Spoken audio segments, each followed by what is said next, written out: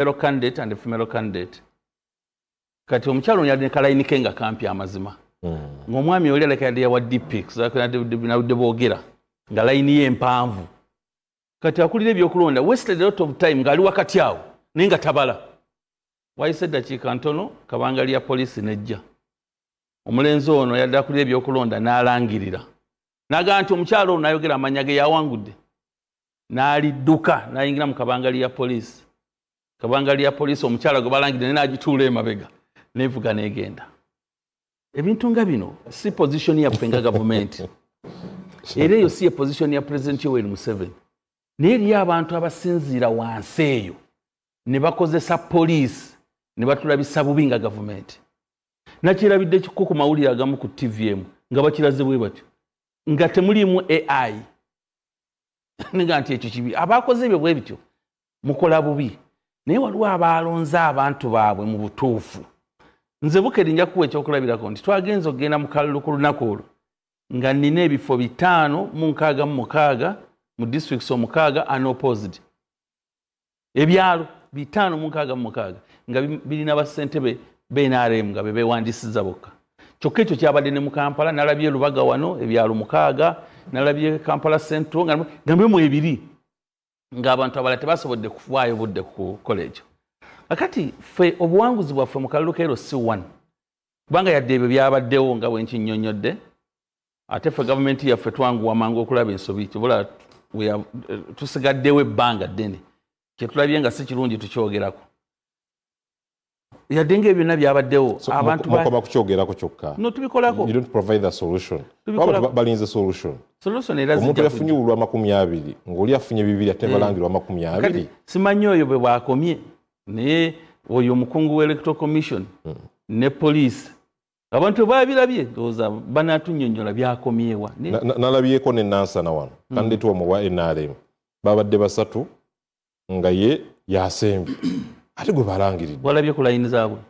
Nansana wabaddewo ekyalawo Katoke be something like that. I need to confirm. Kati wabaddewo naye yasoose nga yasembye. Wabaddewo ebitundu ebimu nga layini zo zibuzaabuza. Waliwo ekyalo kirimu Wakisaawo okutulinaana naye Honorable Sewamala kwasula naye yali Sewamala engineer yali aŋŋamba nti omanyi balangiridde walayini ennyimpi ne mugaba byabadde bitya nti omu alina 492 omulala 480 mu something. Nagamba eyo layini nzibu kubanga bayinza okuba bano bayimiridde amabanga ab'ebina 9 ne beenyiga kati gwe nolowooza eri empanvu kubanga it was too close contest. Naye awamu nzikirizanga bwegamba mwaddemu adde ensobi awamu tebanaana kuddamu kulonda. Naye ffe nga gavumenti akalulu keero C1 kayongedde okulaga abantu nti tukyalina obuwagizi nga NRM okutandikira wansi. Era bambadde bambuuza Rogers lwaki muggyeyo amaanyi gonna ne mugenda mu byalo? This is where the government begins. Nze tojja kunnindisa Kampala kulinda Kampala biva mu kulonda nga simanyi kiva wansi ku kyalo. Kyova olaba Uganda national chairman waffe ya creatinze division units 18 buli emu n'agiwa omuntu. Ffenna ne tusituka ne tugenda ne tuyingira mu bitundu ebyo naye nga twagala kalulu keero si wano kano. Era ne tusomesa abantu baffe ne tukakasa nti buli kifo tusimbyewo omuntu awamu ne batuwangula ne tukikkiriza. Kakati ebifo ebimu kye tulina ekizibu mu opposition ya Uganda nti ekyamazima commitment yaabwe teriiwo. Eyo gye nabadde nalabyeko mu district ezo 6 Nupu yafunye entebe oba ssentebe 2 yadde Butalejja. Ini Palisa 0, Butebo 0, Kibuku 0, Budaka 0, Busia 0. Okay? Ne Butalejja ne bafunayo 2. Nendabako ne DP yagenze Kibuku awo. Nefunayo entebe oba 3. Abasigadde bonna. Kati ab'enaalemu abeeyisa obubi nga babadde bafulaaga zaffe. N'ababba akalulu ka primaries. Ba independents be baawangula bazze nga ba independent babawangula. Ekyo tunaabakolera ki? Bw'oba tewakolera kaluluko weeyisa bubi abantu bakugaanyi gwe ne tukuta. Ekizibu ekirala kitwasanze ennyo ye register. Electoral Commission okukola register nga ya mukono handwritten yabadde era nnene nnyo.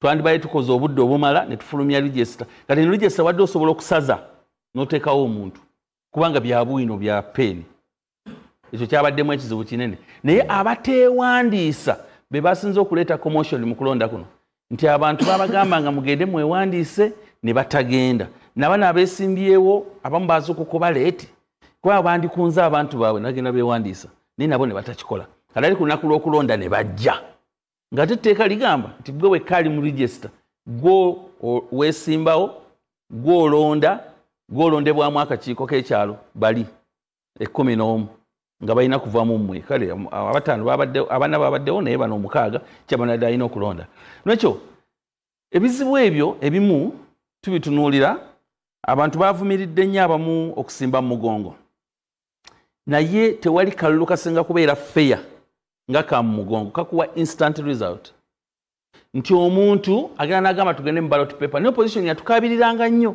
ne ballot staffing abantu nga bagamba abalaba mulindwa wa NRM akalulu akatwala nga bafuna obululu awo aba opposition nga babutiikinga ku mulindwa nga bagenda bagamba mubalaba tumukutte n'obululu gwe mukutte nabwaluwa tebamwogera nako mugongo abamu babadde beekokola akalulu kano ng'oli agamba nti balitanning officer abamu babadde babala nti bwatuuka ku 20 agamba 45 n'obuuka from 20 n'ogenda ku 45 nabyo byalabiddwako aba bakikoze kibafu era bagamba nti nekkolo byaliyokko naye tugenda kutandikira lindako ffe kye twakoze buli fulaga beera waffe ku kyalo twamuwaddeyo akasente k'abaagenti kubanga abasajja ba opposition tubamanyi obubbi bwabwe ne tugamba gw'ojja kubeerawo nga agenti kubanga ono candidate takkirizibwa kutunula amabega naye baba bala ebifungo okaayanako era ffe ekyo twakinogedde eddagala naye kosti y'akalulu k'empapula kuba obululu nawe ekyokulabirako ne nkugamba nti ebbaafu emitwalo 7 mwe tutiikingira nga buli emu egula 15,000 ziba $3,500,000 naye kano akalulu kadde kangu nnyo ate walina mpalana zazze ku byalo nga bwe tulonda Ssaabakristu omukubiriza abakristaayo ku nnyiriri zaffe byonna tubikola emikono ntugiwanika buli omu n'akulaba kano kajja kumalawo nekko mu bantu suspicion Lubega Mukaaku akalulu akalabye otya okusookera ddala omukulu waali omutuufu ye mismatch kuffe aba opposition mu kwenyigira mu kalulu aka local councils ebyo byamazima bisaana ne byogerwako no leadership no direction no motivation no real community engagement mu opposition kati it's a mismatch kubanga bo bano already bo balina government kyebabeeramu infrastructure endala oba superstructures endala disogiso na biki ne bano balonze bulonzi kubanga already eri baradisi bani gye bali gwe mulimu ogwo naye era ekyo nga kikulaga obulumi singa ddala bannaffe abagamba at some stage tuze kununula ggwanga babulina okulaba nti eggwanga lyogera lyonna politically sijja kuddaano nenye mutenyo nti DP temwakoze kikola kimala byebyo ye rigging esookera eri to disempower mutenyo ne banne obutasobola kuengaginga ggwanga lyonna even where they would have the capacity so ekyo I want to recognize that naye ng'ogyeko ekyo kwegamba bwe omwami omu sonno atera okubeera wano munywanyi wange n'ebintu ebimu ndaba bitusibako ffenna mwami lw'omushana Charles kyekikolimo kyenjagala ne bamukulu Mulindwa bakirwaneko as decent leaders mu NRM ekyokugamba nti NRM buli weeri erina okulaba nti rigging kwegamba kiringa kirwadde rigging kirwadde okubba akalulu mukulu Mulindwa ayogedde wano naga nti kino kituyambye mukulu Mulindwa njagala kuzzaayo ku lw'abatulaba ne ku lwa NBS etuwadde topic eno twalina obululu bwa RC nze naawe twaliwo maybe muganda wange ne museke yataaliwo naye ffe abalala twakola ki twali kubarasi ngo NRM yali yakajanga ne sente tezikola ki tezirina nga gavumenti yalina bizibu bingi bakava mu nsiko baze nabo bennyini ng'abantu tebalina busobozi naye baategeka obululu obwo obwasooka ate nga buliko siteeke ennene siteeke gwate etwala n'omuntu mu NRC naye baabutegeka nga bw'obugeraageranya n'obwaleero kubanga ne Makerere wali ne mu institutions endala ne mu masomero abantu bakola akalulu nga tebafunyira sente ono zagamba ezitaliiwo n'owulira nga akalulu ako kakoze eki kagguse naye mwami Lubega singa nga waliwo goodwill mbadde nkubuuza nti tolowooza nti ebintu bingi bikyusa okuva ddala mu 1996 NRA yajjira mu bukulembeze n'olwaleero ebintu bikyuse tekinologiya akyuse omuwendo gw'abantu gweyongeddeko ebintu bikyuka birabira mu ebintu ebikyuse mu nkola eri gye twabirabirangamu ku lw'obulungi nga bw'oyogedde ku tekinologi byandibadde bitwongera bwongezi ease engeri ennyangu ey'okukolamu ebiki ebintu katugambe with technology electoral commission yandisobodde bulungi okutuwa sample ballot ng'ate erina hallmarks negamba nti kakati tetulina sente yes but okuva ku LC3 n'abakulembeze abaddako bategekere ebyalo byabwe babe nga balina obululu obwo bwe basobola okukubirako akalulu ka LC abantu ne batuula nga bwe baatudde nga toleese byakusimba mu mugongo ono akyawe kojjaawe oli akyawe gundi ne batuula ng'ebyalo bwabira bwe bituula within 1 hour ffe mu DP n'ebibiina ebirala tubadde nga tubikola abantu ne batuula nga bwe twatuula ffe mu DF e Masaka ne mu DP nkugaye tubadde tukikola ne batuula nga bangi ekimala ne bafuna obululu bwabwe era ne babukuba ne babubala bulungi kubanga bino byalo anti nga bwe wakakola mu RC tewali nsonga lwaki tosobola kakola kakati ate ng'olina ne ease ya technology owulidde naye bano buli kaseera bateekawo embeera tunabba tutyawo kati embeera zabadde zino 1 byebyo ebyomugongo byebyokukola register tuli mu kalulu keekamu seti y'obululu yeemu ali ne bagamba nti kakati tunoonyeyo register ate ki endala kyokka nga buli omu alina national ID buli omu alina n'ebirala ekyo nga kiweddeko abantu bali ku kyalo baba beemanyi bulungi nti ono musenze mujja ye Saamu owulidde Ibanda ate bano be bannaffe baba beetegeera bulungi wali ku kyalo temuli mugamba nti ojja kujja ogambe nti nze embeera wano nga era nabana abazze nga babasitudde busituzi ababadde bagenda mu bibinja nga babano layini zakasimba ne bakuba bano ne bavaawo ate ne bagamba bali nti katibala ebyo byonna naawe wabiwulidde era wabirabye ebyavuddemu n'abantu okukola okufa tebyandibaddewo singanga abantu b'ekyalo obawadde trust n'okkiriza nti wadde bantu babibiina byanjawulo naye balina interest y'ekyalo kyabwe okukola ekyalo ekigudde akaleka era y'ensonga lwaki olaba katugambe bw'otwala eno ebibiina statement gyesosa okukola ebibiina ebikulu nga DP ne UPC gye biri kubanga byalina abakulembeze ab'ekikula bwe kityo abantu bazzeeyo ne bagamba nti tulonde muzeeyi gundi tulonde mukyala gundi kubanga oyo tumukola ki tumutegera we batawanyiza obubbi obulala bwazze ye electoral commission okukola register naye ng'egikola n'oyo incumbent oba owa NRM yakola register ya NRM ng'ate be bali ne bagiso n'abalala be basalawo ani ateekeddwa okwewandiisa naddala mu trading centers ne townships ebyo byabadde bingi nnyo ono ali interested agenda okujja yagamba oyo tetumumanyi naye nga n'abantu tebalina budde bugamba nti oli bamukoze ekibamuganya tulina abantu abadde bagenza okwesimbawo an evidence nga wano naye ekyo kikyamu mu kibuga kale empa byenalabye banenyalamuwa information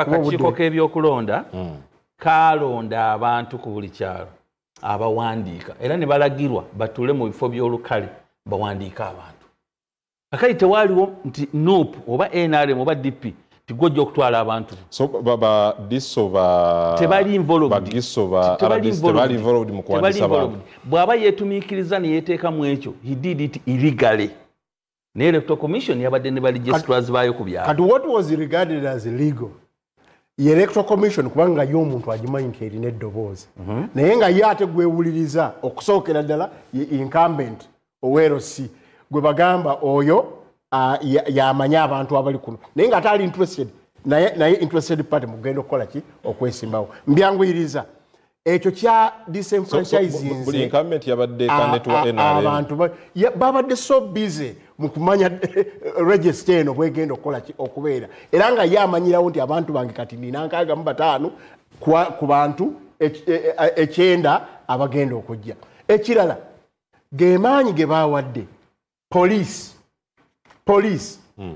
obululu buwedde kubanga bitwabiraba byava majambere nabano wano mu kibuga n'abalala abajja ne bakuba polling station ne batambula ne bagenda kali kyabaddewo nga bijirwa mulindwa bwamala okuwangula naye nga system eyagala bijirwa nga bajja bijirwa afunye 65 mulindwa afunye 12 nga babagamba nti musooke mulinde okusayininga tugende ku police wano abantu bayinza okubakola ekibi kakali ate ku police nevaayo ate presiding office omulala alangiridde ebirala ebitali bya presiding office eyabaddewa wano eyo yonna munnamasuba luddawo eyo byebintu ebyageze maaso ewaffe mawokota n'awalala ekyo kyageze obwedda balangirira ku police okukyusa obuki obululu ne weebuuza kati oli gwe balonze ali eri yabadde wa mugaso ki ye police ebiyingiramu eti ekirala gemaje n'emmundu amaje n'emmundu gajja gatya wano ku kyalo gatandike abatali nti ba LDU nga bwe twayogerangako eri emabega nabo tewali abakkiriza kujja na mmundu naye bo bano bazze n'emmundu yentiisa egenda mu ggwanga okuviira ddala ku bakiiza Besigye okukkirira eno wansi abantu ne babeerawo nga bagamba munnanga ate onoogamba ki kakati obwedda be bayanguyiza amangu muveewo ne bajjawo oli ne batwala results gye bazitutte ne balangirira abantu abalala kati obululu obwafiiriddemu n'abantu mwami Lubega Mukaku njagala obeere kiriya amagye galabiddwako mu submission ye related nti amagye mu bitundu ebimu gabaddeyo gagalemesa abantu polling stations nyingi kwabaddeko abamagye ate nga balina emmundu abalanga tebalina na mu uniform z'amagye wabula oluusi ayambaddeko kikooti kyokka naali mu jiini n'essaati emmundu zimuleebeeta kyokka ate yawa ebiragiro that's not good kukalulwako ekyalo ketugenderamu ebintu bwebyo byabadde luddawa ebyo ezo polling stations nyingi wano mu Buganda polling stations nyingi ezabaddeko abamagye nga balina emmundu naye nayimirirawo to the intimidation y'abantu ababulijjo weebuuza kikyenye ekya lwaki electoral commission yawulidde nti abasirikale abalina okugenda okwegatta mu bulungi babadde bakuuma byakwerinda anti okukuuma abawagizi abamani badde balwana lyabadde ligambirawa because aba defense ku byalo era gye bali babaddeyo era babadde bakuuma ogundi wawe that is an act of intimidating people and disenfranchising kati tweyanza tugenda kukomaawo Moses Bigirwa Common Man's Party akalwa kalabyo otya mwafunyeyo bameka nga aba Common Man's Party ku mitwalo 7 mwafunyeyo bumeka ebifo bimeka okutwaliza awamu njala okuyozayoza Bannayuganda abeetabiye mu kalulwako wa ssentebe obwerosi ne bakavaamu nga balamu abafunye obuwanguzi n'abaluuzinze simwe musoose okuluuzinga nze nakaluuzinga mirundi 5 ku parliamentary level naye ndyanywa sirioluza ntambula era nkyafatanya mirundi 5 naye ffenna tusaasira abafiiriddwa abantu mu kalulwako n'olwensonga eyo mirundi 5 naye si constituency za njawulo naye difiti ziri 5 wasooka Buyende Budyope East yali Budyope yonna yawamu yali Budyope nefuuka Budyope East era ne Kagaana ew'Amagogo nenyingira municipality ogusooka ne Kagaana n'ogwokubiri ne Kagaana nempeze mirundi 5 naye yo si enkomerero y'ensi nze nkimanyi nti ku tebo ya Katonda fayiro yange kweri ayina kyayagala ekisinga kaawe oba oliawo kyenyinza okukola ki okubeera kakati mwe abaluuzinze that is not the end of the world. Akalulu kano nakabaddemu nga Secretary General wa Common Man's Party era nkyagazalinga data ku results engeri zizafulumye ne be nakafuna naye politically so biwakafuna biraga ki Common Man's Party mulinayo basente benga basatu ku bana so far ewa ekamuli wanga famanyi gaffe gali Busoga ate wa president w'ekibiina okusinziira ku response y'abantu kubanga niwe twagenda ne mukali ka elections ke twalimu ekabuli twafuna bakansala bana nekalira omu tewaliwo walayo twakola ki bwe twafuna so katononyo DF yafunyeyo ku ssentebe w'ekyalo yenna twafunye bassentebe bameka mu bitundu ebyenjawulo mu Mpigi wano mu Kampala bitundu ebyeni Nansana okuddeeyo twafunyeyo ne Busoga ne Teso so mulendo wakanyisa Northern Uganda sinafuna ne twafunye batono ddala lwaki mulendo wakanyisa mulindwa lwaki ebyambukako abanyambadde atuwa byalo ekyalo gundi kati siri ready kuwa ndi ekyalo gundi oba ne namba njagala kubulira mwawezezayo twafunye report mwawezezayo 10 bawezezayo 10 n'omusobi n'omukama we gyava eri ate oba ne ba councillors tuyina 16 kuwero size ezawaggulu kakali ate ogamba otya nti tusobola kufuna policy wa sebo bwana Simon mulendo akuyisaamu eggaali naye mutugende bwana Simon Sam moving forward akakiiko k'ebyokulonda saagala kakwitisayizinga nnyo ku level eno kubanga roolo yaako nalabye nga kagizannya mbadde njagala osooka otuwa ekifaananyi bweki kyennyini kiwalabye mu kalulu kano anti kyenkulaga observation ez'enjawulo nti ba stakeholders nga electoral commission yakoze ogugwe yalanga ne batugamba twewandiise nange nagenda neneewandiisa bupya era okulonda bamaze kusoma linnya nze we nalondedde eruwafu bamaze kusoma linnya nti Bigirwa Moses nendyoka mbuuka layini eno okudda layini eri abalonzi na buli mulonzi yenna eyalonze bwatyo yabadde procedure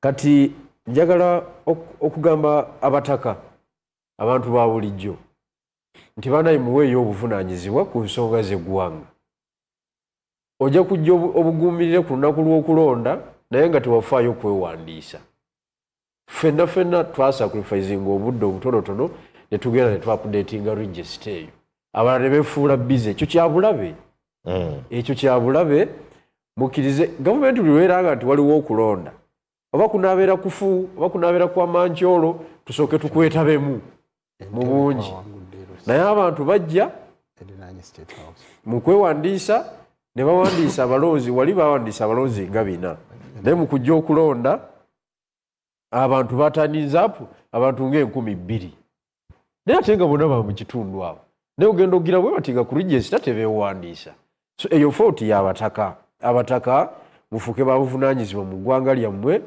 mwewandiise nga waliwo ekintu kyonna oba awareness taliiwo ayinza okuba nga teyaliwo beekwasa nnyo awareness yakola kitono nnyo kati nze nagijjawa anti kyeŋŋambye abamu bayinza okugamba nedda ssebo abantu baffe olaba basiba ku masimu nga balaba abakazi ababuulirira abakazi bannabwe mu bufumbo bisitolesitole bibeera ku TikTok abantu babibeerako lwaki bye babiwa obudde kati gomanya otya nti bali ku bisitole webityo anti nze nkola research nze soogera bintu byanjwanjwa nkola research ku behaviors z'abantu abantu muwe ebyobufuzi obudde mulekerawo okwekwasanga buli setback ebeetuuseewo and then two ku side electoral commission moving forward akalulu akaddako konna electoral commission ereme kata naddala kerosi kuleka ba candidate kunoonya bululu ku lwabwe nakirabye nga kyabulabe nnyo kyekireeta violence ku endi nti omuntu aspendinga $3 million anoonya kalulu kerosi nakirabye mu Kampala wano emiliyoni 3 azitadde mu kalulu kerosi ng'ayagala okufa n'obutanyagwa akwata ofiisi eyo.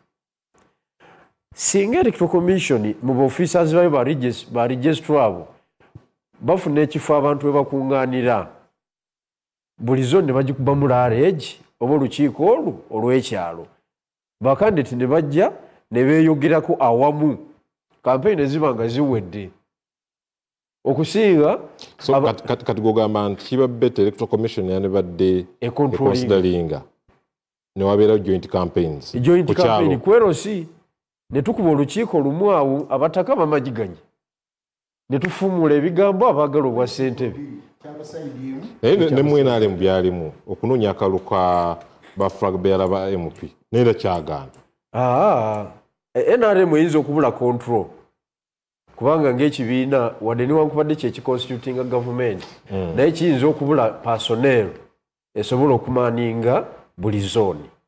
Naye Electoral Commission ku busobozi gavumenti bwegiwa esobola okonductinga meeting ku kyalo.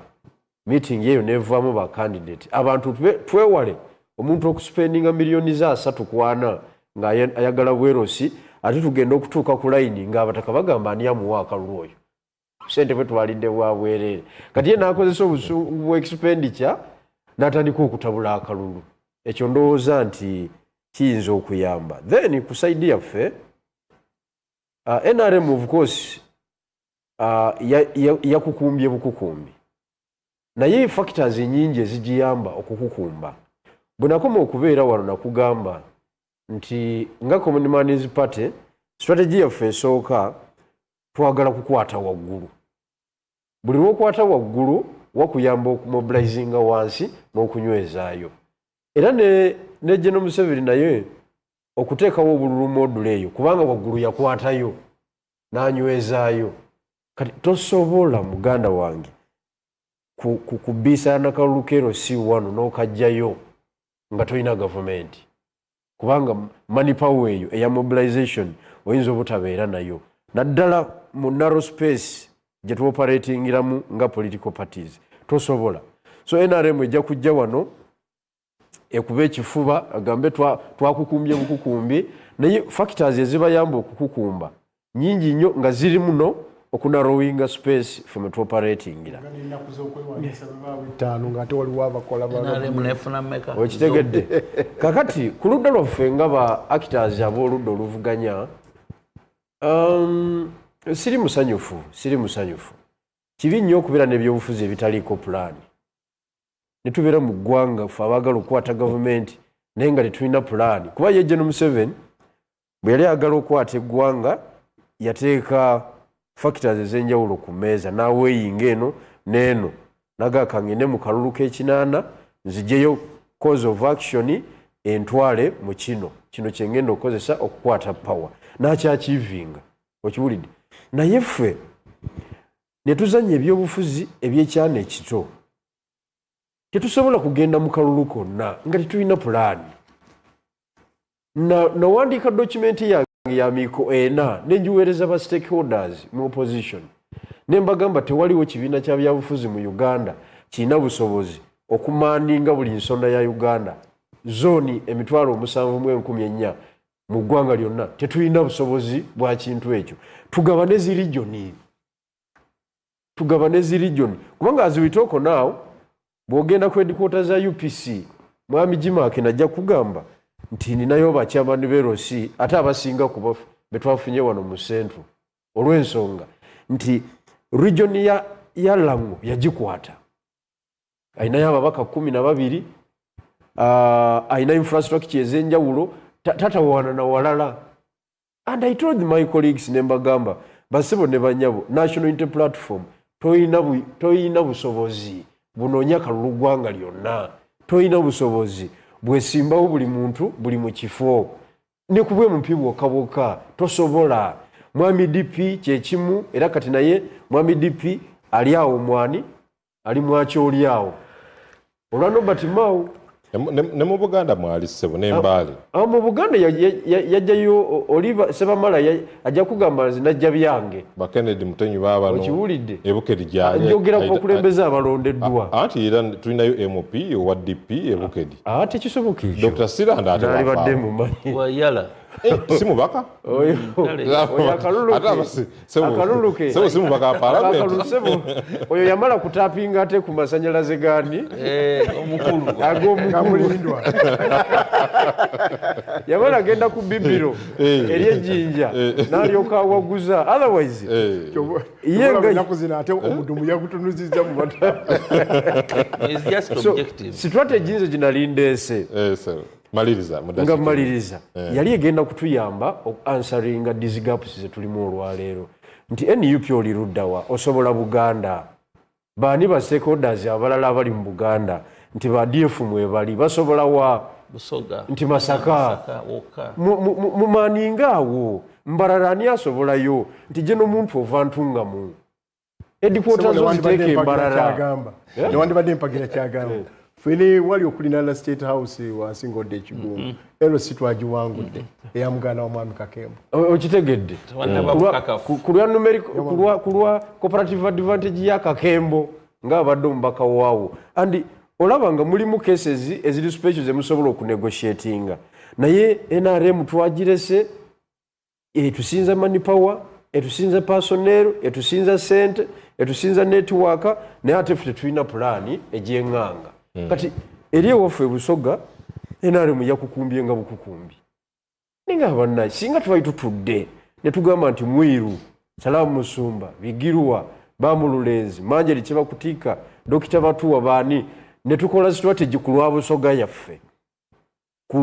yaffe amazima genyi twali badde ne different toyaza NBS Igo ka Kennedy ndiwo gwe kichenyi kyo walabi mukaluka ngasaba genda mukuuma ekisooka nebaza nja kusooka mbiteeyite mu nsazeewo nsirike mpulirize era wano wennyini we tuli we wali ekizibu kya Uganda era singa ssebo wabadde ontuuzizza wakati wa Sam ne Rogers nandibadde mbalansinga kyova olaba nti olwaleero eggulo nga 1 August kino kikulu nkyogera nawezezza emyaka 46 kasookedde nfuna membership card ya DP esooka nagifuna 1 August 1980 ku siringi 2 ng'esayiningiddwa Paulo Kawanga Semwogerere myaka 46 ng'oli mu DP nga ndi mu DP tokyukakyuka kati omanyi okyokola tulinga bano babigirwa abaali mu beeyita bankyukakyuka bwebatu bagenze ekikulu dembe lyabwe era ye democracy naye lwaki ekyo nkyogedde ate nga ina information gyayagala okuwa agimpe maybe okumutegeeza akatandika bino ebintu omanyi kati mukadde wange Comrade Mutenywa yes amaze emyaka 46 mu DP naye ate ffe bwe twapushingira nnyo DP ne tugiteeka ku kisenge nga twagala tugitwale ku level eddako ate yali ya breakingamu nga yali mu business nga liyo mu Coca-Cola era nga ajjanga mugenyi abaayi mutuuseewa naye nga kadi yagitereka waliwo ekitambula kadi yali tuzikiza tuwumulemu katusoke tuwumulemu tuwumulamu katono nnyo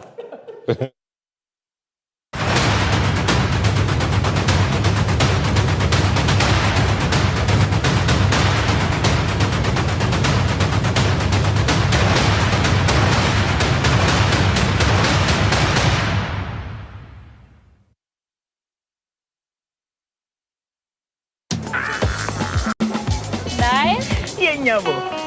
You wanna make tasty food and say you wanna do that doesn't steal Can't tell you one no ya night Seek a de buto one night Nairo agro ya seek Seek a de buto one night Can't the name no ya night Cook better, sell better with modern healthy cholesterol-free cooking oil and modern non-sticky wheat flour. Modern Nyabo.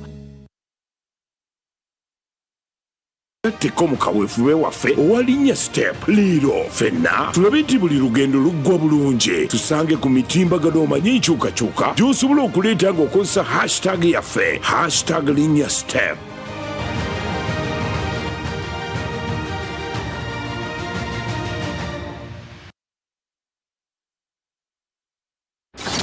Welcome to NBS Plus, where you take center stage.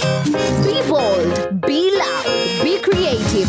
From the hottest entertainment to the biggest stories to the boldest voices, this is your space, your vibe. No limits, no filters, just you living, creating, and owning your moment. Only on NBS Plus. Simply download the Afro Mobile app to enjoy all the vibes. NBS Plus, be you. Ongeshongozi waweririye nabasuwa kweshongoli Kaenda yawe no wachine Ruhanga ya kukunda na kukunda Isyata ya Chitaguriya chituletera Kampala omuli Serena Hotel Ebiro makumesho tubikomena n'umwako kutandikana shamwenda emiryango neza kuba yigwirwe twatandikira kushemererwa jishuka ngushigatirwa beshongozi ba gospel bakunda abaratere nanga tukashashanoka ukutaha muri mitwaro leta VIP mitwaro 20 tebos miliyoni 3 hamwe na nita neza bamazireyo kumanya bukitiraho terazura mushanje 8 50 59 nkaga ninda bishagikirwe.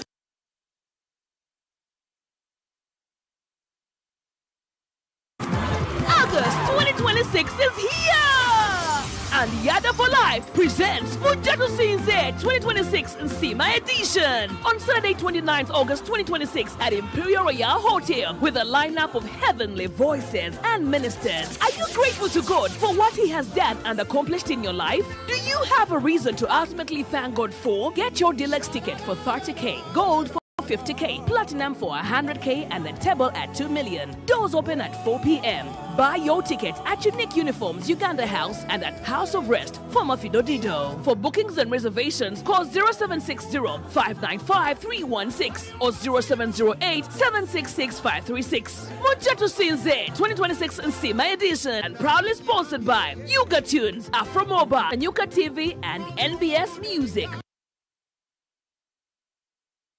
Some moments make headlines, others quickly shape our nation, but every moment matters. This August, step into Uganda's story through the eyes of one of its finest visual storytellers. Through the Lens is back. Bigger, bolder, more compelling than ever before this August 7th, 2026. Witness the defining moments that shaped our nation, from the intensity of the 2026 general elections to the strength of our communities, the beauty of our culture, the courage of our leaders, and the resilience of our ordinary Ugandans whose stories deserve to be seen. Every frame tells a story.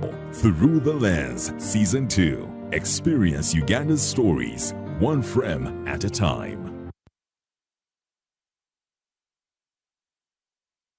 Uganda muwulire kitabangawo bajjukira process ekutuusaako bayibiri namatuvu atuuse mu Kampala ku Serena Hotel nga 21 August mu show gy'atuumye Strong Woman live ofuyire emitwalo 10 yeepye emitwalo 15 ku gate ate badi emitwalo 10 ate mmeeza ya milioni 3 ticket zitundibwa ku Papa Sport ku John Color Solutions ne ku Serena Hotel wennyene olw'ebiri namatuvu yasinga mu kye bayita authentic Ugandan rhythms enkuba ya Afro Pop egatta engoma ya wano n'ekidongo ono ye Afrima Award winner Best Female Artist mu East Africa Choreography Irene Namatovu screen stage n'amataala 21 August Serena Hotel mwana watu nabo muwerekeddeko fogo kalempiza bimami bijje Be Strong Woman ebikoze sente z'ekikazi twagala byana byeskoba bimadulo kyoza sente zewawereza ku simu zabaddemu ekicupuli ky'etaano wereza endala twagidwa KCB Bank Newman's bakola obumpwatimpwati Victoria University Euroform Pepsi Mount Caleb International School Bwalula Geneva Logistics Afro Mobile Nesanyuka TV. The Miss Uganda 2026 journey to the crown is calling. Are you confident, intelligent, ambitious, and ready to represent the Pearl of Africa? Register now. Log on to missuganda.org. Celebrating 15 years of true Ugandan beauty. Follow the search on StarTimes Makula Chika starting 31st of July every Friday to Sunday at 8 p.m. Sponsored by partner sponsors V&A Sherry, Vaseline, U-Home, 7 Days International, Evervest Malt, and the lead sponsor, Opain Uganda. Alcohol is not for sale to persons under the age of 18. Please drink responsibly.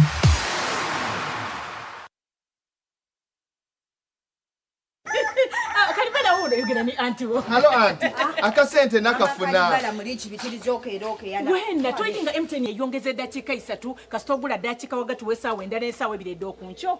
Baniga bache. Niga star 10 star abinandala hash. Ode waine ate ngosobola n'ogula ng'okozesa app yewe ya my MTN era bakuwa dakika ekyenda wuli ekikirimu edakika edo dukola lunaku lulamba tibadisala nzaawo njakuba okusawa n'etaano kali bala ize isimu ndagala ni anti wo takubando yedakika da MTN wagati w'essaawa endala n'essaawa ebiri ed'okunkyo ofuna edakika da MTN ku MTN ed'obwerere nga dda lunaku lulamba niga star ndala noti star ibiri ndala ashi era ofuna edakika do ed'obwerere buli lunaku okuyungibwa kwaife tekulemesebwa MTN.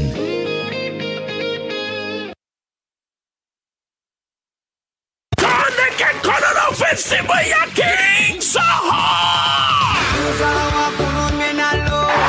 King Saha fuza songa! King Saha fuza King Saha! Katana lumisiza kololo! Mutondeke kololo festival! Gakumina nyanga 5,200 mukaga! Yonebe kololo airstrip!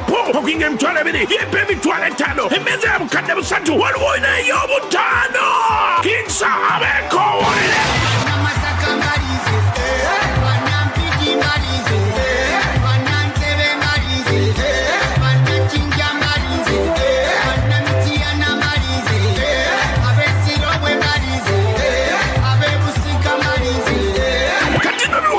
Senyuka TV, NBS TV, NBS Music, Uganda Tunes, Capital FM Uganda, the Big Farmer!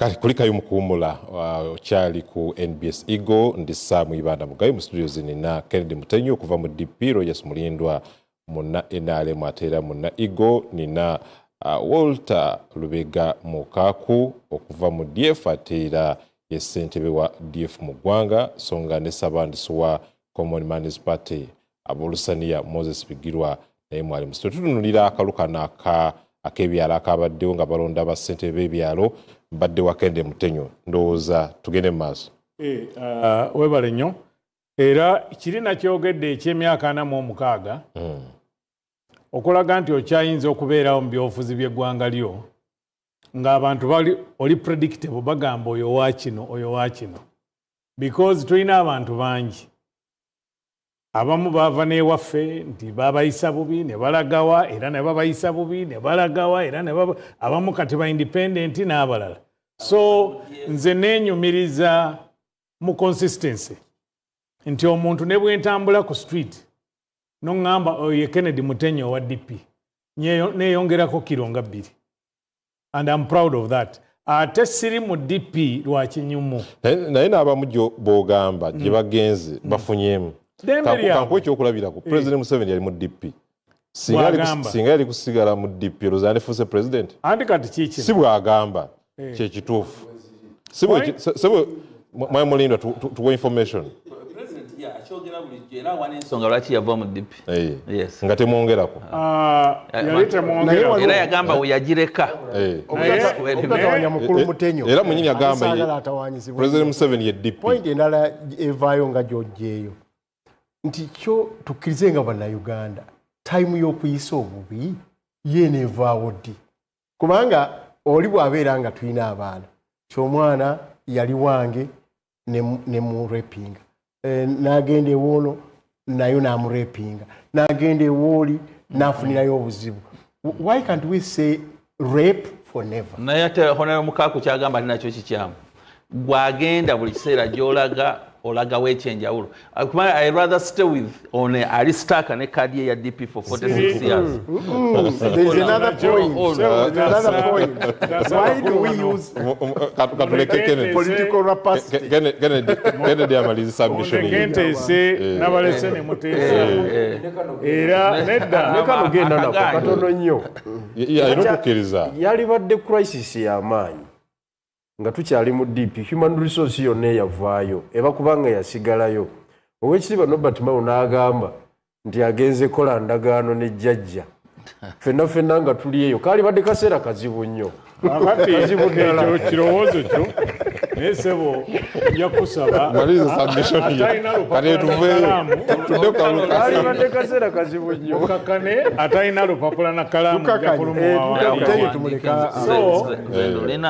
ekyo kyekimu ku bizibu bye tulina mu Uganda nti abantu abamu tebamanyi lwaki babeera mu kibiina. You join a political party olw'ebigendererwa byakyo nti kati ngaffe tetukkiririza mu violence era tosobola kunsanga mu violence bwe ntuula ne munnange nga naye takkiririza mu violence. It is people with the same political ideas who come together to form a political party. Tosobola kuba leero ndi wa DP enkya ndi wa UPC luli ndi wa NRM oluddako ndi wa DF luli ndi wa CP. At the end of the day n'omulonzi oli tasobola kutegeera kyoli but eyo endowooza yange naye ng'ate ng'owa DP nga tukkiriza mu freedom of association ekibiina ky'obufuzi kiba n'enzigi bbiri oluyingira n'olufuluma era n'abo ababa bavuddemu teguba musango. Kati tudda ku kintu kyo naye nina kye saagala kwerabira bwe twabadde tutandika ffenna twayozaayozezza abamu baatujjukiza nti tuyozaayoza Obuganda naye mu kintu nabadde ku NBS kuba nze kwembeera nawulidde speech ya Prime Minister Nabbanja. For the first time nyinza okuba lwe nawulidde nga kabaka ba Buganda bamuyita His Majesty. Mbadde sikiwulirangako mu myaka 4 okukiwulira okuva mu okukiyita nga baali bamuyita Royal Highness kino na kino ekyo nakyo tukyebaza probably mundeke akitegedde nze nabadde ku NBS Nabbanja yasomye His Majesty bulijjo babadde bamuyita Royal Highness n'ebirala n'ebirala. Kati abamanyi ensonga ezo nzimanyiiko nnyo.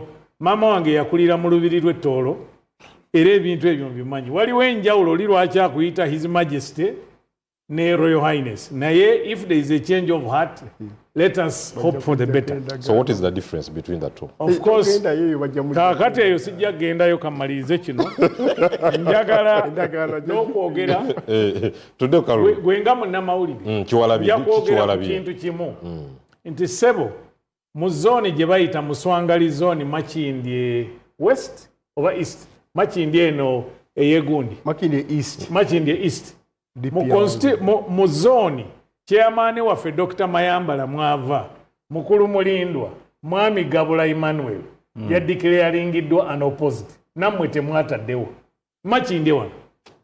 So to me that is the highlight. Neye oli gwe baali basibye mulindwa ne John Bosco mulindwa oyo wa Makindye ne yekansanga.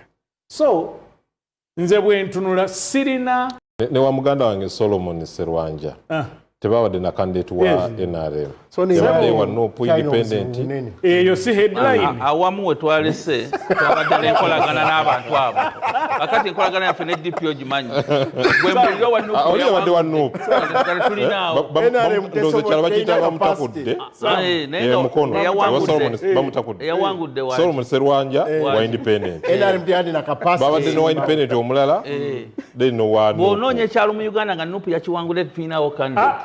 Naye bano we bawangula abamu twabire sente. Mundeke kati nze Muteja atukoze bulungi naye ekala mojja n'egindi waliyo LCs tulina bagala mukakane ndi muli busawa yange eruwafu we nalondedde nakinyuguzi zone NRM tiyabaddewo na candidate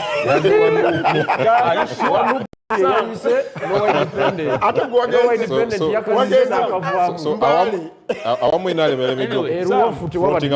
mulindwa gyatabadde Samu oli munnamawulire eyo ye headline nti muswangali zone Makindye East chairman waffe Dr. Mayambala mwasibuka eyawangudde mwami Manuel Gabula unopposed wa DP ekitegeeza ne Rogers mulindwa engeri gye yabadde ebokedde ewaffe erabidde okuleka nga ataddewo omuntu kati eyo nga nvuddeyo eryo gulire kiba kikyamu eryo lyeggulire ekkulu ye headline DP ewangudde unopposed wale bijirwa wadde mwina ebifo mukaaga mu ggwanga bibiri biri Makindye tulina nakwegendereza waliwo ne online bwe tubadde tulaba mwafunye ebifo bimeka katukyagatta mu ggulu yokka ggulu district yokka tulina nga 26 antugatta mpolampola era nze njagala official statistics nakubidde ne mukyala Grace returning officer waffe wa Lubaga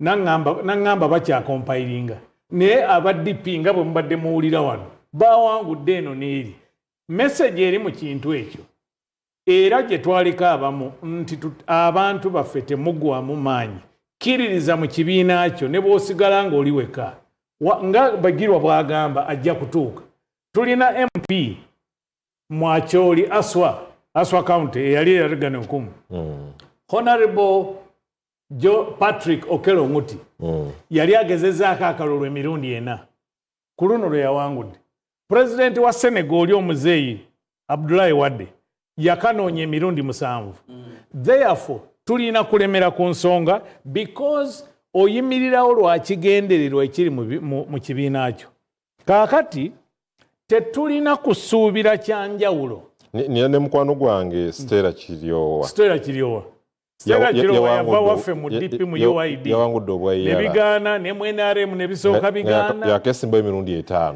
ne Secretary General waffe Gerald Siranda yagezaako ndowooza akabavubuka n'agezaako epalisi eyo ne bigaana but because of consistency ne Vice President wo yetannaba Mukasambidde yagezaako e Makindye n'agezaako e Masaka n'agezaako e Kalungu n'agenda eyo yasibidde mu Bende eyo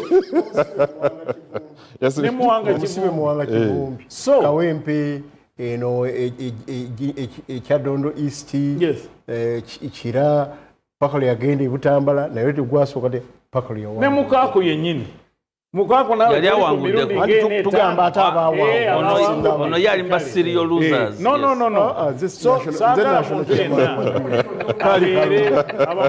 chairman wa DP abakulu bano baleke twogere so bajja kuwangula buli omu alina obudde bwe bwenzira ku kalulu kano yali yesimbiwa mulimu atya akalulu ebigenda bibaawo okuva k'abavubuka ak'abakyala na kano birina we binsanyusiza nti okujjako nga tukyusizza amateeka g'ebyokulonda Sam Lubega nga bwe mukikola mu DF electoral and constitutional reforms eyali nnyingo namba 2 mu corporation agreement ya DP ne NRM buli muntu gye yali avumirira abamu nga tetukyusizza amateeka ga byakulonda twonoona budde ekirala electoral commission nze sisobola ginenya ng'akoze emirimu gy'elections mu kibiina ewaffe DP okuva lwe twali eggulu ne bw'ojja obuzi nti yoyo oyo agenda kubbira gundi mwami Kendi nga talaba genda kuwe forward mbadde njagala ompe kiwalabye ekifaananyi kyenkuwa nze njogedde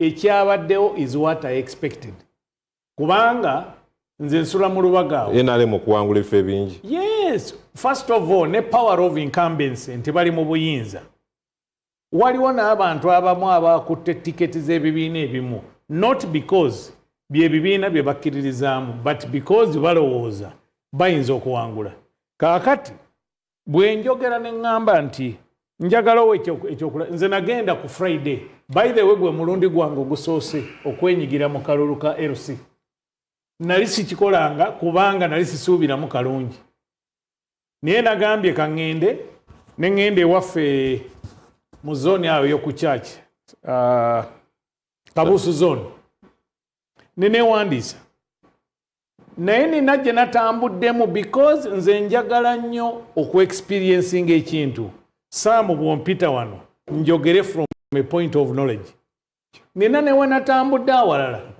luli nga twewandiisa naye ndaba omuntu najja n'olupapula nga luliko amannya 5 names n'agamba omwana oli eyo yali awandiisa nti gundi agambye wandiisa gano okitegedde I saw that myself so tulina okukyusa nina ne kye neebuuza ne tukola akalulu k'abavubuka ne tukola register ezaabwe ne tukola akalulu k'abakyala register ezaabwe ne tukola akalulu kana kaabaddewo register ezaabwe lwaki tulina register by the way nze ku mulundi guno 2026 nali sijja kulonda naye bwe nagenda neneewandiisa okufuna endagamuntu mba ntambula mu Lubaga awo omwami omu naŋŋamba oyinza okucekinga n'osanga oba olina voters card out of that nengezaako ndabe kyategeeza yali mu internet cafe n'akubamu erinnya lyange Kennedy Mutenyo ne bajja aba wajja Kennedy Mutenyo ow'ekifaananyi ekyange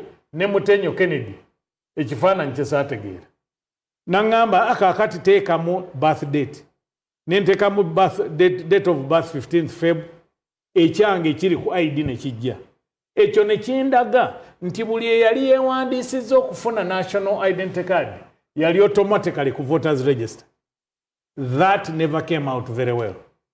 Kati ne ku kano nze mu Coca-Cola egimu ku mirimu gye nakolanga events naye omuntu ayinza okujja okusasulira embaga kati ng'embaga yankya saawa 2 ku makya ne weebuuza abaddewa. Tulina abantu bangi aba yakafuna ssente. Tulina abantu bangi abagenze because olunaku baalufudde public holiday. Tulina abantu bangi abagenze ku polling stations because it was a public holiday naye tebeewandiisa ndooza Saamu yakyogera oba gundi yakyogera tebeewandiisa naye ekinyegenyege kyabakutte because it is a public holiday ate abamu actually era waliwo akibuuzizza gwe electoral commission nekugamba mugende mwewandiise ne batafaayo abo abamu be baleese n'obuvuyo. Bigirwa yabadde akyogera. Yes, Bigirwa gwe okyogedde nga babagamba mwewandiise tebafaayo. So nze electoral commission nginenya kitono kubanga ba MP baffe abali mu parliament be bakola amateeka gano.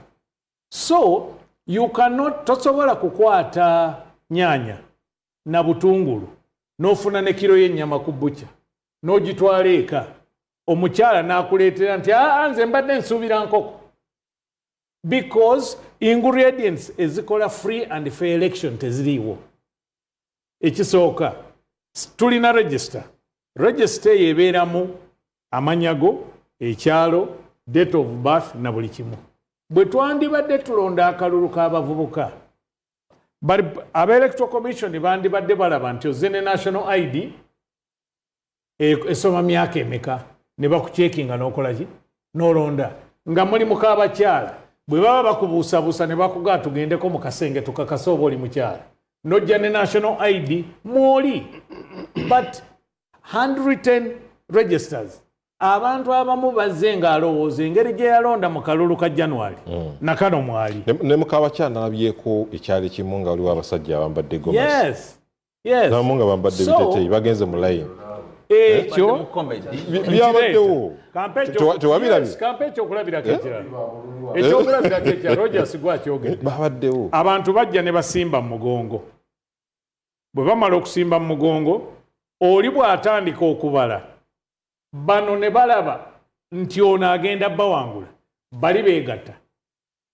crowd bali ne bava eri mu layini ne badda muno kati returning office etteeka limugamba alina kuyimiriza addemu bupya naye olwedde bali ababiri bayinza okuba bombi ba mikwano nga tebaagala onawangule bwe balaba nga abatwala ne beegatta ne bw'okaddamu it is already unfair nti tosobodde kukola ki ekyo kyenjogera am speaking against lining up. NBS Igo tukyagenda mu maaso mwami Lubega Mukaku okuba n'akalulu kamazima n'obwenkanya of course kiyinza okuba ekizibu ennyo kiyinza okuba ekizibu ennyo nja kwongera akadde kiyinza okuba ekizibu ennyo kuba nk'akalulu kamazima na bwenkanya naye tukoze tutya okulaba nga tutereeza akalulu kaffe mu Uganda kuba kati ebimu twabirabako mu kalulu kakobaka ba palamenti okoba president ne ku kyalo embeera wagirabye kiki ekirina okukolebwa ekisooka tukkirize solutions eziri practical ziri mu bantu abayise mu buzibu buno bwonna n'abamu ne bafuniramu ebisago n'abalala ne bafiirwa abantu baabwe bawa omukisa ensi eyogere ffe wano bwe tutuula ku NBS kale tujjayo obuntu obumu wano ku platform gye mutuwadde naye abantu beeyo bamanyi bwe babbiddwa bamanyi bwe baavuyiziddwa bamanyi ebibinja bwe byazze wano twanguye okulonda wano kubanga bagenda awalala okukola omuvuyo gwe guki gwe gumu emmotoka zibatambuza era kyekikulaga kali nyinza okukuba ffe ewaffe mu Lubaga Mutenyo oyo amanyi bulungi nti we twabeereranga n'obululu ate waakiri obuli yadde kusigama tewaaliwo mutawana gyonna toyinza kuwangula bwa memba wa parliament Lubaga oba bwa meya kabube bwa kansala n'obwerusi n'otalaba bantu bwe bavaayo outpowering ku lw'omuntu waabwe gwe bakoze eki gwe bawagidde ekyo kyajja kibaawo paka ku Ken Luchambuzi okuva ku Damiano Lubega naye olwaleero omubaka wa parliament ayitamu nga n'ekyalo kwagamba kwabadde emyaka 35 tewali n'omu avaayo okugamba nti we are celebrating the win ng'alinako ne families kijja kitya naye kijja olwabino ebyazze ne byeragane mu kalulu kano mu Lubaga mwennyini omu ekibinja kiva wano ekigenda wali naye ndaba ng'abantu baselebratinga Abeka Kawalya nange ndi Lubaga onalebo kimanyi bulungi ne onalebo Kennedy kimanyi bulungi nange ndi Lubaga naye mu constituency ya nze ndi wa mu north muli mu basouth njogera ku Lubaga wange ne Mutenyo owulidde by the way kakibine ekyo kya Abeka toyinza kyenkanye kuba wasolule n'abalala nga bwe kyabanga kibaawo bakasiba nti naye ate atlisi eyo wali naye waffe omubaka nga wiseemu n'oyita nti banange I'm going to celebrate n'otalabayo nga n'emmere bweriyo bwereere n'otalaba bantu bajja ekyo kikulaga ekintu ekyenjawulo mu LC ezawangudde kati ngaawo mu Lubaga nga wa mwami wano mu Ndeeba mwami Kyagaba we yawangudde you could see the outpouring abantu nga bagamba LC chairman waffe akoze eki awangudde kale nno solution z'okutereeza naddala ate kano akalulu aka LC wano zandibadde nyangu bano bantu be bamu bakukyalo Mutenyo bagamba nti ndi munnabunya atambula entambula buli omu naaga nti oyo ye Mutenyo kati asula wali ayina ennyumba ye eri wali kyakyambuloza asula wali gundi asula wali abantu beemanyi owulidde naye senze mujja baba bamukola ki bamutegeera era bwajja n'omwakanya gwe nga tukumanyi nga oyo yakajja ennaku 25 yayingira mu muzigo gwani gwakyamanywa owulidde information ewaffe waliwo omuntu bagambye nti muwagizi wammwe yabadde ayagala kundyamu amaaso kubanga nze mu zoni yaffe tetwabadde na kandidate wa DP nalonze omukyala we bamuyita Rose Kala namulabira mu bya mizannyo mu netball ate kitaawe omu ku bakyala be yali anti wange naye wa NRM ate owaffe owa DP Mugerwa bwe yafa ye yaddawo kati abadde atuyisa bulungi omukyala najja naye baŋŋambye luvannyuma nti wa DF nansanga mu line mwe ffe tuli opposition eyokolayo ki ne mugaani yakugambye nti gwe olina okumbuulira gwe nnonda seyo bw'ona omulaba sijja kumwatula linnya so naye ekyo kisobola okubeera resolved amangu ekirala engeri electoral commission yo gyerondebwamu ate ne gyerondamu abagendo giyamba wansi katuliziganye engeri gyerondeebwamu ne gyerondamu abagendo giyamba waki wansi because gwojja n'ogamba oyo gwe tubawadde naye nga talina kyategeera kakali nga kuzino LCs talina kyategeera ku kyakyalo ekyo naye kimanyi nga process electoral commission eri clear bonna abagenda okubeera ba presiding officers they apply kati mmwe ono kyabadde agamba n'ebigirwa nti abantu abamu ebintu ebimu ndowooza aba tebafa omanyi so they apply nebabeera ki abantu abo si bakozi abamu si bakozi ba electoral commission babawandiika temporarily for that purpose kati ye abaagoba kake so mulimu akasente kayinza okubulamu maliriza olaba mu kulonda ng'okwaffe oli agamba nti kakati singa abantu nze nina abantu abange be nayisaamu abaagenda wali nsobola n'okubakyusa abantu abali placed mu ngeri ez'enjawulo bino ebizibu bye tuyiseemu mu byobululu buno tubimanyi nga bannayuganda kyetwetaaga aba DP aba DF aba NRM banabo baka ab'amaziga aba Common Man's Party fena tutuule NRM ffenna tutuule tugende no wano tusobola okutereezaamu bwe tuti nawano tusobola okutereezaamu byonna tebijja kuggweeramu ddala naye at least kiba yadde owulidde singa okulonda ng'okwebyalo nze nyinza okugamba buli kyalo kiriko omunaddiini buli kyalo kiriko omwami wa kabaka buli kyalo kiriko singa wawadde n'ebusoga n'ogamba nti ekyalo ekyo tukisabe kyerondera omuntu anaakikubiriza mu kulonda akalulu akakola ki akajja oyo abeera endorsed ne electoral commission ojja kusanga abantu balonza abantu baabwe era ojja kwesanga nti gurupu emu yenda osinza oyo no gurupu emu obungi bw'abamukaanya tebasobola kukaanya kwatula amasinzizo mbadde NBS mulaga nnyo okusaba ku Sande naki nina amasinzizo mwendaba waliwo olumu mwalimu ba presidential candidate babiri abakulembeze b'eddiini eyo mu ssinzizo eryo bayanjulako omuyeka ne bamuleeta anaakuba ekifa bigirwa way forward akalu ka Uganda tukoze tukolana tubeera n'akalulu akalu ka Uganda it's a combination of factors okukatereeza si factor emu naye ku kalulu kali kennyini akanene akawaggulu ezimu ku nsonga ezisobola okukakakkanya ne kabeera stable bwe buweereza bwa gavumenti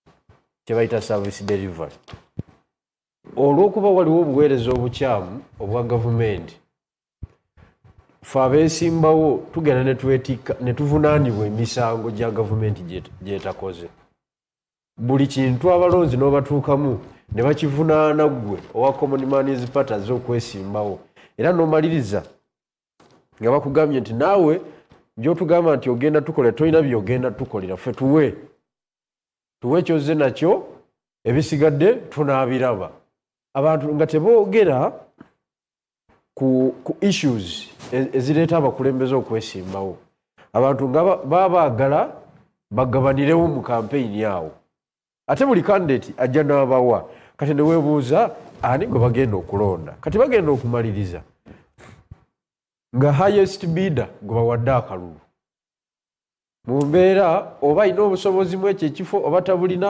kasabanga yasinza okubawa ssente nga gwe bawadde akalulu kakati bwe tutereeza ekyo kijja tuyamba okugenda ku issues nga mu kampeyini oyogera issues kubanga eddwaliro weeriri eddagala mweriri abasawo weebali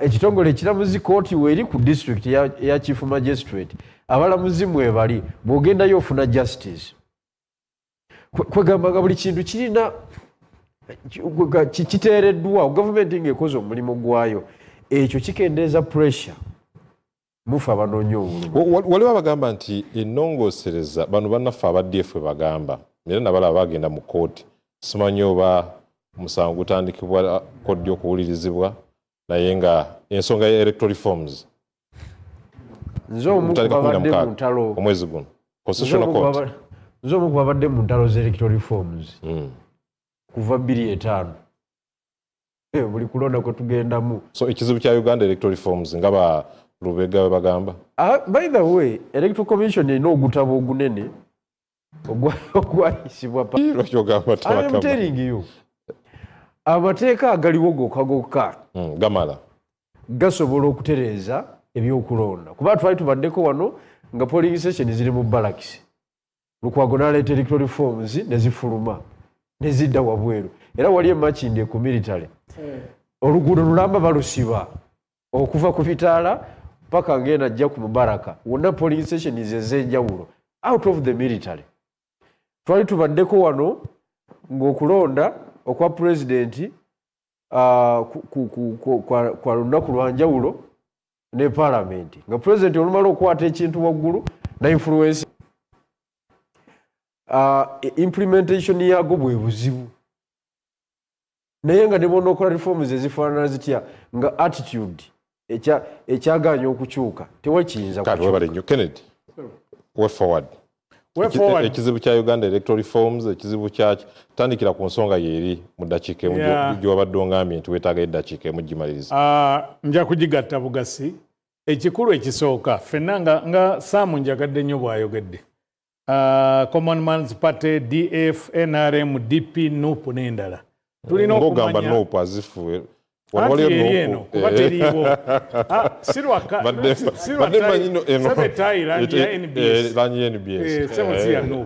naye bwe wandibadde si musango. So ebibiina byonna bye tulina biweza 37 38 tulina okumanya nti ffenna tuli bannayuganda. Olaba omupiira guno gwe twakavaamu Rogers ajja kubuulira.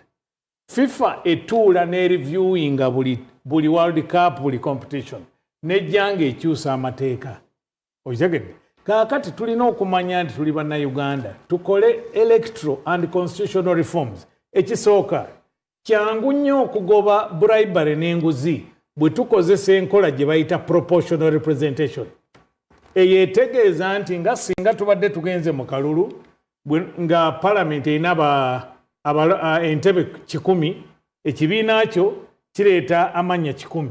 Ekya DP ne kireeta 100, NRM 100, DF 100, Common 100. Kati ate ku bubokisi tekubeerako nti Ibanda Mutenyo Sam Lubega Mulindwa, kubeerako bubonero Nkumbi Basi Muti Olusania eno twagambye ani Umbrella. Kakati abalonzi tujja ne tulonda obubonero obwo.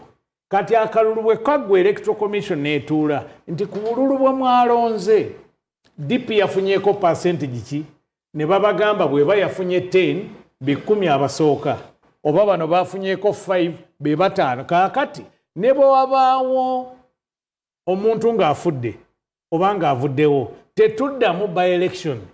Electoral Commission etunula ku lisiti eri negamba ani addirira.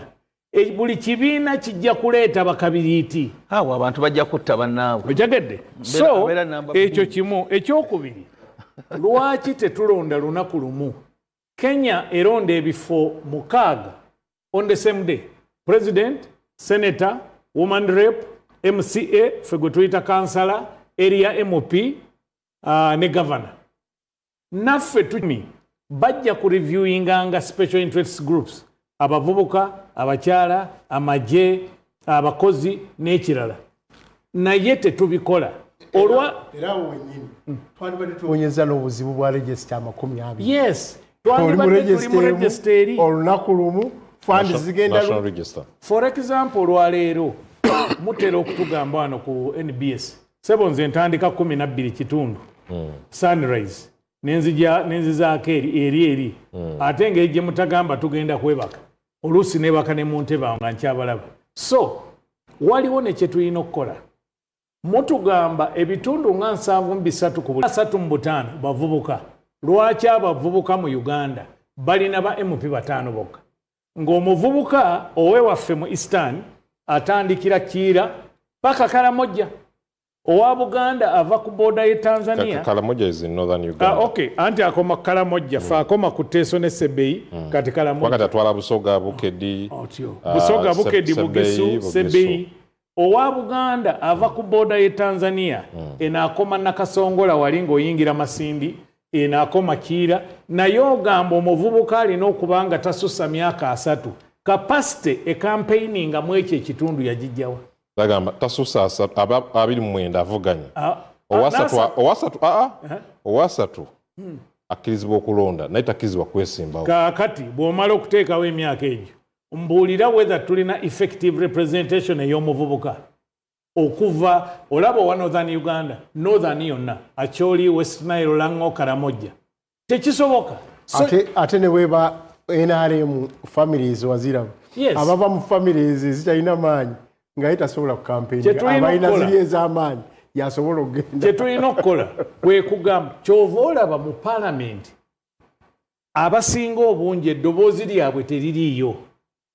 Then tuli mu nkola ya bibiina bya bufuzi naye tewali muntu arepresentinga kibiina kya bufuzi mu parliament. Katweyanziza obudde jagagenda mu break. Mulindo maliriza ku nsonga eno. Kati ekikulu ekimu ku biriwo kino ekya special interest groups ba MP bwe tugamba nti abakadde abavubuka abalina obulemu ku mubiri tetubagaana genda kuvuganya ku bifo ebirala. You can as well contest here n'ogenda ate eri ne mubeera n'abavubuka bangi naye twalowooza nga gavumenti katubawe entandikwa Tibola beriyo ababaka ba parliament abawangula constituency directly naye nga ba PWD. Kati ekyo kimu. Every 10 years you must. Kati ekyokubiri okulonda kuno abamu ku babaka ba parliament bakutabudde. Bitundu ebimu. Katono nnyo mukulu. Asekukkiriza. Bakutabudde nze ng'ani. Ate oli gentleman.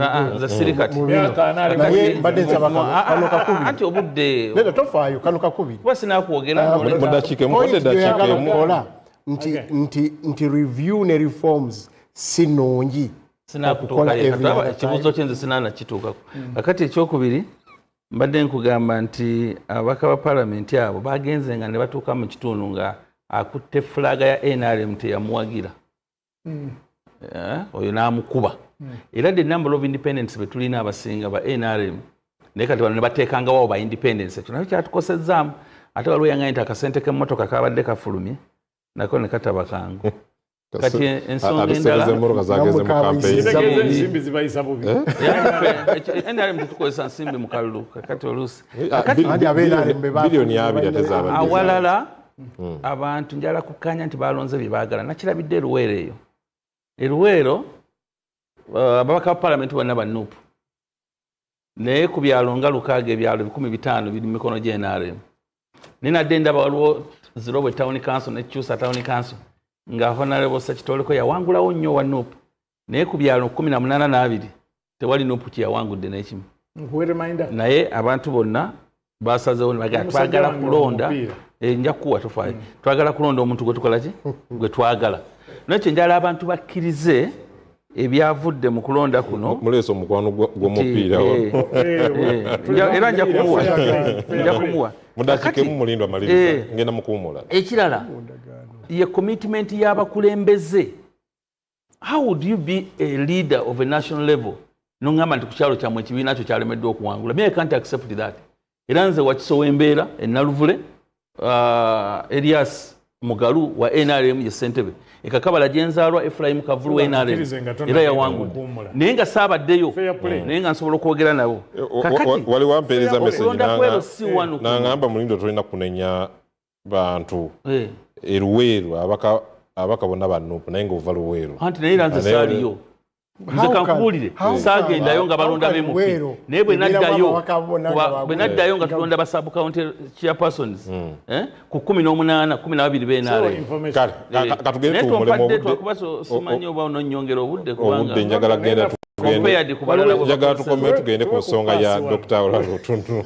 Kale tugenda kuwumulamu eddakiika ntono nnyo tovaawo tukomawo n'ensonga endala. Twagala kutunulira ensonga ya Dr. Orara Otunnu.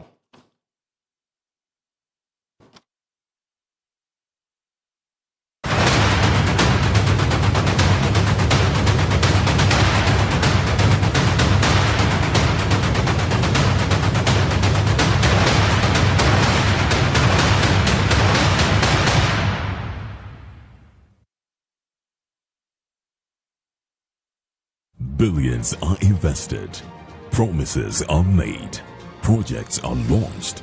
But what happens after the ribbon is cut? Are public fans delivering results? Are communities seeing the impact? Every Sunday, NBS Television follows the money, audits the promises, and examines the projects shaping Uganda with facts, evidence, and voices from the ground. Fixing Uganda. Auditing progress, demanding accountability. Every Sunday, only on NBS Television. Spice up your breakfast with Prestige margarine, easy to spread and fortified with vitamins A, D and E in the original and vanilla flavor, turning everyday moments into quiet indulgence. And now, a delightful new experience unfolds. Introducing Prestige Fruity, a luscious fusion of creamy spread and strawberry flavor, bringing everything you love into one simple, delicious layer. No extra spreads, just pure fruity satisfaction in every bite. Prestige margarine, sprayed it, taste it, love it. Available in all shops and supermarkets nationwide. Distributed by Chapa General Enterprises, located at shop number 3, Rafik Building, Chikuwo, Kampala. Influence is more than followers, it's impact. At At Next Influencer, we connect brands with the right voices through a thorough vetting and discovery process. We onboard influencers with hands-on work that build skills, unlock real opportunities, and fuel professional growth. Brands find the perfect match, influencers get dignified jobs, and audiences experience authentic stories. This is where influence becomes value. Next Influencer. Create, discover, connect, influence.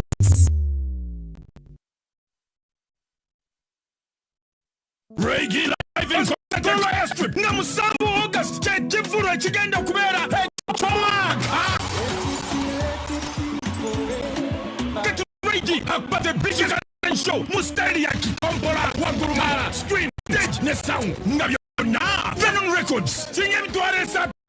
Harebadi ngo konsamo mtuare vili. Jeje mtuare tano. Harebadi ngo kuzeku momo mtuare sa. Emeze amkage milioni 2. Niga kamunyenye mumkaga 5 kamunyenye 20. Otunga tiketi yawe. Yata hawasa Uganda namani. Hati November. Habashenyi Higara Yantonde Habeibanda Rukungiri Murebo mwana wanyu Natera Honda. No shotwaga mwenyani vya ngomati. Baby shapa kinga. Koranye. Colorado Strip Musambu August. Bitege. Wow. Abitex Promotions. Too many ads? Expensive subscription? You deserve better. And artists, thousands of plays, but nothing to show for it. This ends now. Introducing Yugatunes, the new home of your favorite music on Afro Mobile. Listeners, stream your favorite songs ad-free at no cost. Artists, earn from every stream. Withdraw your royalties anytime from as low as 20,000 Uganda shillings. This is music that pays off.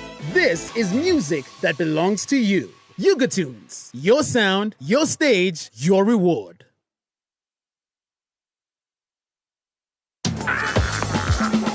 Nice? You wanna make tasty food and sing? You wanna do that dancing still? Come telling one no ya night. Sika de buto one night. Nailo akro ya sing. Sika de buto one night. Can no ya night. Cook better, sell better with Nile Healthy Cholesterol Free Cooking Oil and non-sticky wheat flour. Nile, yenyabo. Colorado Festival ya King Saha! King Saha fuza songa! King Saha fuza King Saha! Katana lumisiza Colorado! Mutondeke Colorado Festival! Gakumina nyanga 5,200 mukaga! Yonebe Colorado Airstrip! Hokinge mtwale bini! Yepe mitwale 5! Emeze mkande musatu! Waluwoina yobu 5! King Saha beko wale!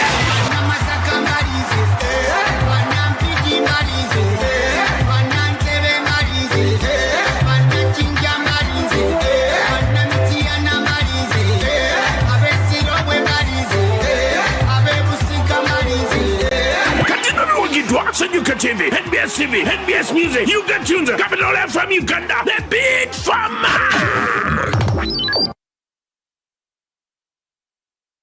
Why pay for someone else's repairs? Say goodbye to hidden costs and hello to peace of mind of a brand new start. Discover the Suzuki range of unmatched, fuel-efficient and reliable options. From the iconic Jimny to the new Across Hybrid. Find the perfect blend of style and world-class efficiency. Upgrade today and enjoy 1 year of free fuel and comprehensive insurance, plus 2 years of free service and a 3-year warranty. Trade in your current car or choose financing to start driving as you pay installments. Don't wait. Visit the Suzuki showroom today or call 0800-211-033 to get started. But now Uganda moody chitabanga wo!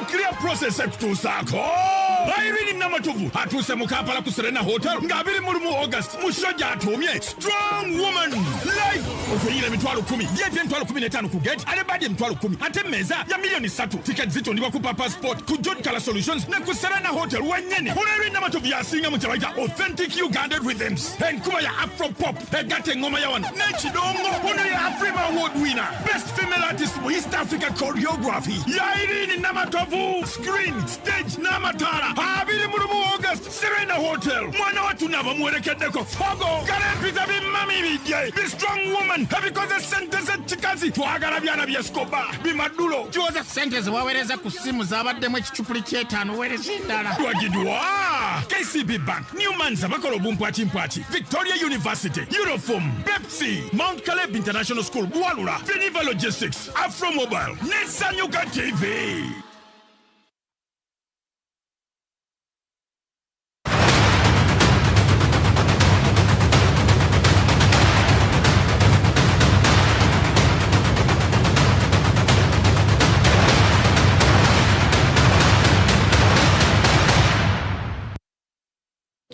Kale kulikayo mukuwumula tukyagenda mu maaso oli ku NBS Eagle ndi Sam Ibanda Mugabe ne mu studios Nakendi Mutenyu okuva mu DP Rogers Mulindo okuva mu NRM okuva mu DF nina Walter Samuel Lubega Mukaku songo okuva mu Common Man's Party president wa Common Man's Party Honorable Mubaraka Munyagwa wabula nina Sabandisi w'ekibiina kino ekya Common Man's Party Moses Bigirwa walinyo njaga tugende ku nsonga esembayo ndaba akadde katutwala ensonga ya Dr. Olalo Tunu government yavudde netegeeza obutongole nti yamaze okusubmitting erinnya lya Dr. Olalo Tunu yaliko president wa UPC yavuganya kuba president mu Uganda songa ate era yaliko ne mu UN kusinziira ku government okusinziira ku muhandisi w'enkalakkalya mu Ministry of Lands ku nsonga ez'ebweru eggwanga Vincent Bagire yategeeza nti erinnya lya Dr. Olalo Tunu bamaze dda okuliteekayo era nga akadde konna ne campaign zatandise dda so nga ate era government netegefu okwongera okulaba nga balobinga Dr. Olalo Tunu n'abeere Ssaabawandiisi w'enkalakkalira ow'ekibiina ky'amanga amagatta awo tugenda okubanga tuteekeza essira ngenda kutandika ne mwami Lubega Walter Mukakwa atunyonyole position ya government okuvaayo mu kadde kano ugamba nti Dr. Olalo Tunu gwe basekendinza okulaba nti nga Uganda oyinza okwesanga simanyi position ya East African Community naye nga Uganda yo yagambye nti kekadde Uganda esobola okufuna ku mukisa oba oliawo tuyinza okufuna Secretary General wa UN adda kutandikirawo nga bwe nagambye n'emikisa gye nga bwe nagambye I give credit newandibadde eri so belated yalwawo Otunu twali tumufuna kumpi ku mulembe gwa musajja waffe Buttressing avuddeko Kofi Annan najja Otunu n'alinnya ensonga yokka kubeera endoosi ya gavumenti ne tudda mu musajja wa UPC oyo omusajja abo baatukola bubi. You have the best diplomat on the continent, the best. Nakati mu beesimbyewo bw'ogenda mikisa tewali beesimbyewo nga yali under secretary ku level eyo, tewali ku beesimbyewo nga yaservinga almost mu bintu ebisinga okuba ebikulu mu UN infrastructure, tewali ku beesimbyewo nga lawyer, tewali ku beesimbyewo nga neeka eka mu nsi ye babadde ne profile foreign minister, mulimu abadde ba foreign minister naye nga si eri awo nti egira, tewali ku beesimbyewo nga product eya universities esatu ezisinga okuba enkulu mu nsi yonna ezikola oluganda ku bantu ababeera abasavinga mu UN, mu IMF, World Bank n'awalala. Otunu Oxford, Otunu Harvard, with awards ezimuweereddwa ku UN level, ezimuweereddwa mu kuleeta emirembe obukiiko bw'emirembe peace n'ebirala ezimuweereddwa mu security council ezimuweereddwa kugamba Otunu really ate nga politically ali aware. So lwaki tutwala emyaka 40 okurecognizing ekyo naye niwandibadde kize late it's a plus ate ekyokubiri ne politics owaffe wanaawaka ne mu region era nga bugambye region bwenevaayo negamba nti temuwagidde sub-region eya East Africa ne Africa okutwaliza awamu era tunaaba tugenze mu selfishness ffe bannayuganda gyetwayole bode politique y'abannayuganda gyetwayolesa kati gyetuyigidde okumala emyaka 40 tubeetaaga kumala 40 balyoke bamanye nti we have the best of the very best nga ye mwami tuno wali anaani ye yali ayagala n'okumwenda osinga bwenda osinze singa tekwali kuwalira kwaffe naye wano e Uganda President Museveni mu bizibu byonna kabe byaba Besigye Lukwago n'ebirala bino bitulimu kiraga maturity nti osobola okurecognizing anoga mulindwa mu boogezi b'ebibiina muteeka ku namba emu 2 oba kitegedde niwandibadde siwo mu boogezi baki b'ebibiina kwega no recognizing nti niwandibadde mulindwa we NRM naye muwe what is due to him obulidde ekyokubiri nti tusobola okukwatagana ne twogeraganya ne tuwa Uganda ekisinga okuba ekiki ekirungi era eyo yawadde signal mu ngeri yemu gye njagala tuhandolinga ensonga ne bweba ya Dr. Kizza Besigye ne bweba ya Lord Mayor Lukwago ne bweba ya bino bitwali tulaba mu NRM bade bigamba gundi yanzimudde yakoze bwati ne tubeera ku ebyo mu ngeri yemu gye tusobola okugamba nti Bobi Wine tewali kikwetagisa kubeera bwe emikisa gya Dr. Olarutuno giraba otya waliwo omukisa nti Uganda esobola okufuna ekifo kino ekyandibaddewo ng'ekizibu wa Dr. Olarutuno nti maybe emyaka 75 kwakola ki kwali naye bonna yasinga obukulu mbakandesi bonna nabadde tunulira bonna be baleese kosi bakulu naye ate Dr. Olarutuno yasingako naye ku level ya UN but of course no doubt inexperience mu kimwa kirina kiringa bwolaba president wa America oba kiringa bwobadde olaba ba Kofi Annan n'abalala ba Boutros Ghali ku level ya UN that would be a big problem ekirala ekyandibadde nga negative nti kutunuulira biri wano waffeka ne babyeyambisa ne bagamba nti naye abannayuganda onooba trusting otya naye olw'okuba nti ate abaliwo nabo bennyini balabye ekyo ne baba nga be ba campaign managers be eri ate omuntu oyinza okugamba nti this man is exceptionally gifted ffenna abalala tumuwe mpozi n'ekirala 10 years z'amaze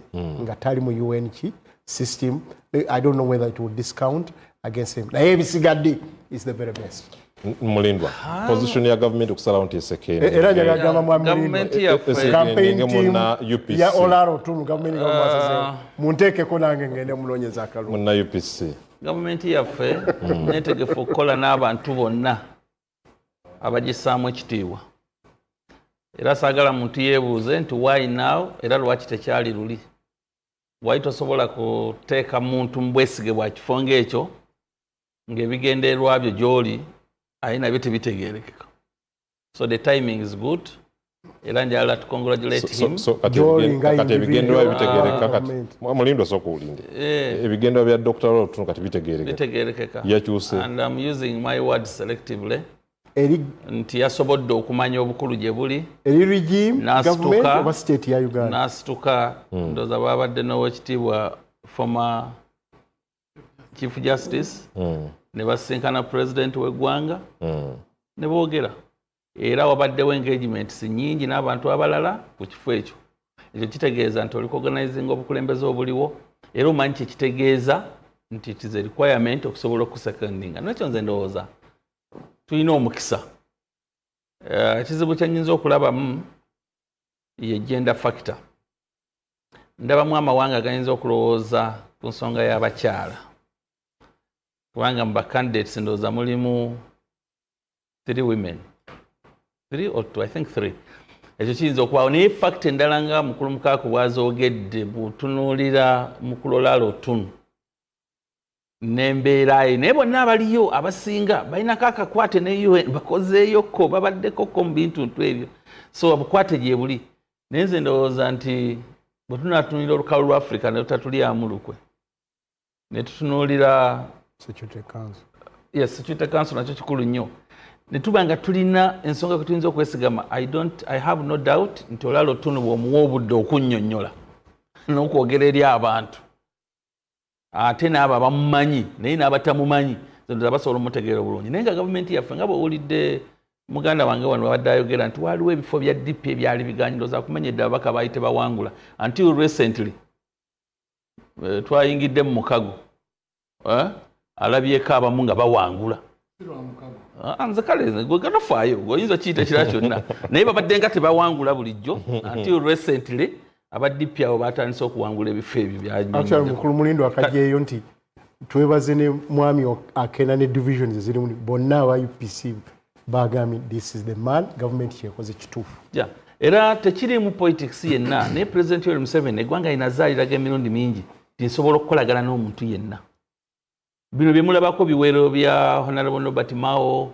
mukyala Mabira mama Mabira ekitiibwa Joyce Bugwawo baani bawadde mu cabinet naye emabega mukyala akena yamuwandula mukyala akena ate toyinza kubeera gwe ekiseera kyonna ate n'ekirala ekyamulumbisa okuva gye yava ajja alumbe Honorable Jane Ruth Acheng nakyo kiraba tekyali tekitegeeza politics wa Uganda omuntu waddembe okwesimbawo wonna wayagala yeah it's okay era kiyafunamu yakifuna naye kyengamba nti she was advised n'agamba mwesobolera naye nga gwasobola muntu ali soft bwati naye nga ali hard in other way so Olaalo Otuno owekitiibwa tumusabira singa Uganda tusobola okufuna ekintu kino kyantukoze bulungi ffe bannabyamizanyo tulabyeko AFCON egenda kujjano mulundi omubereberye tulabyeko Channing Ezowan twagala tulabeko Secretary General nga avudde Uganda tulabeko bapapa nga bajje Uganda tuseko naye tumwesuga era tumusabira era nze ndowooza buli muntu yenna nammwe abakafiiri mumusabireko Mukama ateme kuba watali kubo tumufune achievement yaffe nnene yemu ku gains ze tujja okukomawo bannyonnyola mu 2003 za NRM gains za Uganda za Uganda mu bitute mu NRM kati bagambye nti mutenyo ya endosinze naye gavumenti eriko kati bagiyita NRM ziba zimu ku gains zaffe era mu mutima mulungi era twagala tumuwagire Otuno bwawangula ekifo ejja kuba achievement ye NRM Moses Bigirwa ya Uganda ensonga ya Dr. Olaalo Otuno mukadde waffe Olaalo Otuno ekisooka nze ebintu mbiraba bulala omanyi waliwo kibayita edda nakolako obwa bulooka bw'ettaka mu kibuga omwo naye waliwo kibayita okutunda akaweewo kwe kuguza omuntu ettaka eritaliiwo kaweewo tuyita bwe tuti newali bwe tuti era ebikondo weebiri kati weriba lya miliyoni nga 2 kati omugamba nga 8 nalaba nga ndondola kumbe omuguziza akaki akaweewo bwana Otuno ambassador Otuno profile ye sijja gigendamu eyogeddwako I associate with it naye current political circumstances internationally tezimuwa mukisa kukola makulu mu competition yawo era debate egenda kusigala no Uganda nga ba elites bajogera kaawo naye nga nabo bakimanyi gyagenda ligi gyagendamu ennaku zino Uganda ekifaanyi kyayo si kirungi ku international level that is a fact olutalo lwe Ukraine lwaki ogamba nti ekifaanyi kya Uganda si kirungi ku international level ndowooza demokrasiya waali governance weeri mwerondera abakulembeze be mwagala ebyo ani abiganye lwaki ogamba nti ekifaananyi si kirungi? Just 1 week back. What's making the image of Uganda Just 1 week back. okuba nti si kirungi 1 week back. international level. Superpower US yakamala okuteeka ku lisiti ey'ensi 20 gyerabudde abataka baayo nti temugendayo. Ziri ku level 4. Si lwa Ebola, si lwaki, wabula issues za human rights violation ze basinziirako. Kati mu kiseera kino Uganda teyimiridde bulungi. It is a fact. Uganda teyimiridde bulungi mu mawanga amalala. Awantu wokka Uganda weesobola okuvuganya esobola kuvuganyiza mu East Africa. Naye ne bwegenda obugenzi ku mutendera gwa Africa era efuna okusoomoozebwa okw'amaanyi. Era eyinza obutaggusa ki kandidate waayo. Kati olwaliro nze sinza omu kwabo abamuguumiridde bw'otundu bamuwadde omulimu bamusindisa agenda atukiikirire. Ekyamazima kiri nti bamuwadde byoya byanswa. I am telling you kubanga Kennedy kazi gusize ensonga emaliza mu dakiika ndaba kadde kubanga Uganda position yayo ku lutalo lwa Ukraine teyali kiriya bulungi. America ng'egibalira wa egibalira Russia. Olutalo lwa Iran US Israeli era Uganda nayo tetegerekeka bulungi. Kati ate okukwogatta tweet za General Muhoozi Kainerugaba ezaali empitirivu ennyo emabega kaawe. Ennaku zino si nnyingi nnyo ndowooza yakyusaamu strategy. Ezo tweet ezo empitirivu ate nga zaali ezisinga nja kwongera obudde kwa from mobile ogere ku tweet zo. Kennedy tunuta lya mabanja bw'anaasasula nja kwongera obudde kwa from mobile. Njagala kwebaza gavumenti ya Uganda ng'ekulemberwa President wa Uganda Yoweri Museveni nti ekintu kino nga Mulindwa bw'ayogedde kibeere consistent kubanga era ne Winnie Byanyima ndowooza singa gavumenti ya Uganda teyassaako mukono mu UN teyandibaddeyo naye kibeere consistent nti nga kati Uganda bweputinze its best foot forward ne ku Norbert Mao ku bwa parliament. That was the spirit eyali erina okukolebwa naye ekintu ekyo bw'okiraba kirimu cooperation agreement yaffe wali tubadde ku electoral reforms. Maybe seconds asatu lwaki mwami Bigirwa wakanya ekya mwami Mao ati zo nkoze bubi nnyo engeri gy'ozigyeko omuzindaalo nga njogera ku nsonga eziri global omusajja omuzindaalo alese ensonga naza Norbert Mao okoze bubi nnyo ne ku basipiika abaaliwo tewali n'omu yagamba nti Mao tasobola baamulanga kimu nti si wa NRM ng'ate he was the best foot for Uganda. Ekintu kino nedda they are getting out. Ekyokubiri yafuna n'obululu 15. But even right honorable both nobody can doubt it is not a good speaker. The experience has mukwano gwange naye bonna bwe bali era Mao yali asinga so oba better late than never. Omutima guvuddeyo kati tuguwagire era ekintu kyolala otuno nze omuntu eyakiguze bulungi ate nja kukyogera simanyi Bigirwa bwe kinaamuyisa. Nabadde ndaba ku X Norbert Mao n'ateekako Psalms 133 mu Luganda Psalms kyeki mu Bible Zaburi ng'egamba how good and pleasant it is for brethren to dwell together in unity. Ekintu kino ne bwe tuba twagala oba tetwagala NRM ne President Museveni ku reconciliation basikowarinze era kiyinza n'okuba Saamu kyabadde ayogera nti bwe tuba tubadde ne rekodi embi kati ate gundi Olaro Tunu ayinza okuba it is one of the weapons they are using to cleanse Uganda. So tukiwagire tugende mu maaso Saamu agusabye katono kyeyongerayo katusoka tusibule bannaffe abali kyali ku NBS tukyeyongerayo tugenda ku from mobile NBS live wenyini awo bogenda naye nga mu studios nina Bigirwa Moses Walter Lubega Mukaku Rogers Mulindwa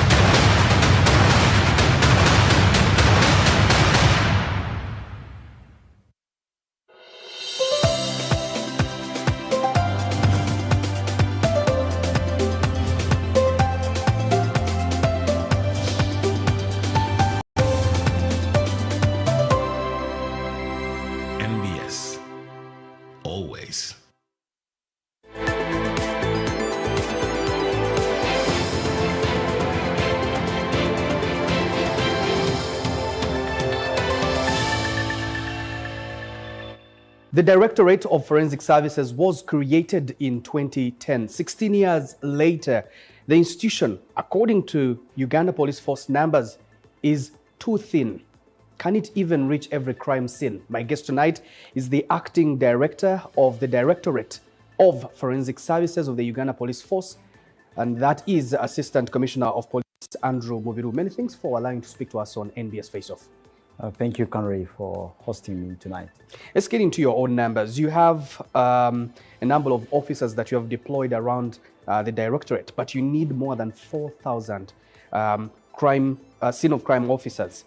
You only have below 500, if we were to go by your own numbers. Yes, our numbers currently are currently at 620 countrywide. That number is because of the current structure that we do have. Now, the number that you have postulated is based on a projection that you are trying to extrapolate from the directive from His Excellency the President. The police now is at a sub-county level. We are doing sub-county policing. Now, the forensic services cannot be at every sub-county, which is more than 2,164 sub-counties. So the current directive we have is that the forensic services is at the divisions and at the regions, and then at headquarters in Nagoro.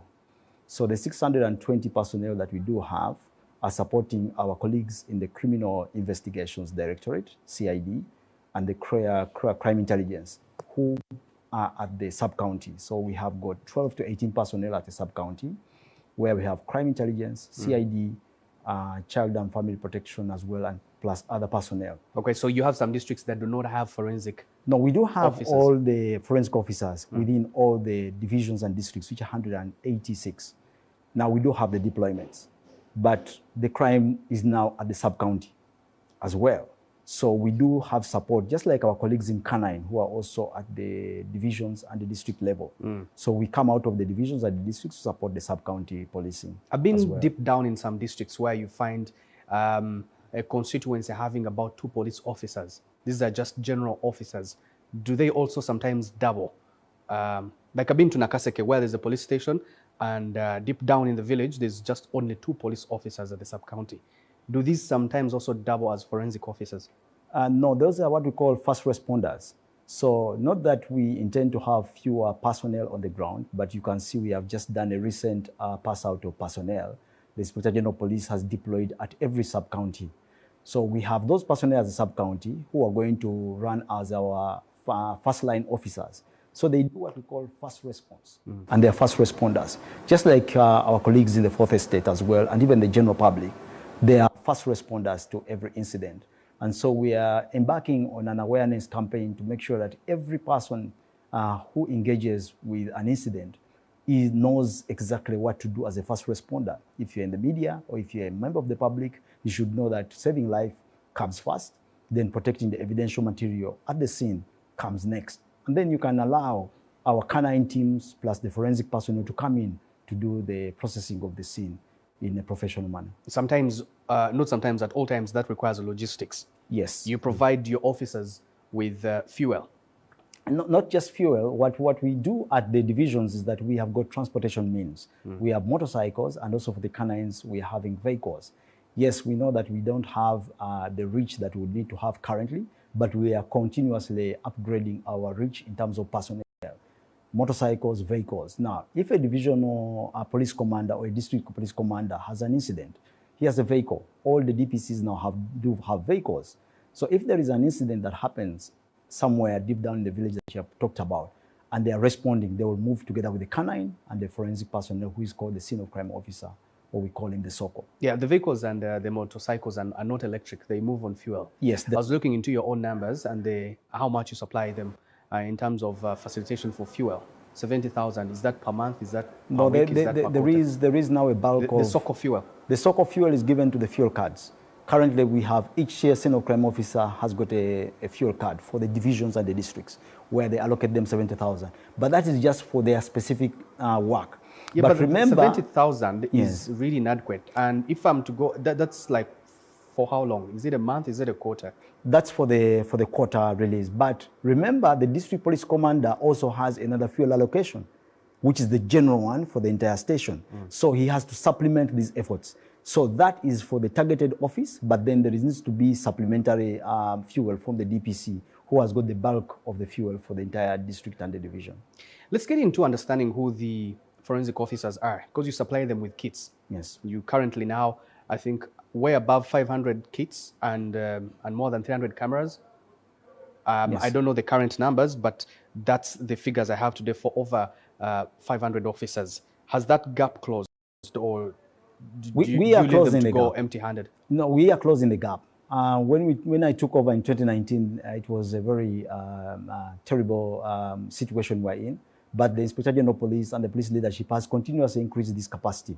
Now, notwithstanding the fact that, yes, we still need more, and currently we are trying to acquire more, but we also have support from donor partners who have also supported us, UN Women, IDLO, UNFPA, UNDP, name it. They have come in to support us with these kits, but we still need more. Now, recall that if you have 2 personnel at a station and you have 1 kit, if one goes in one direction, the other person needs to go to the other direction. So you need to double up.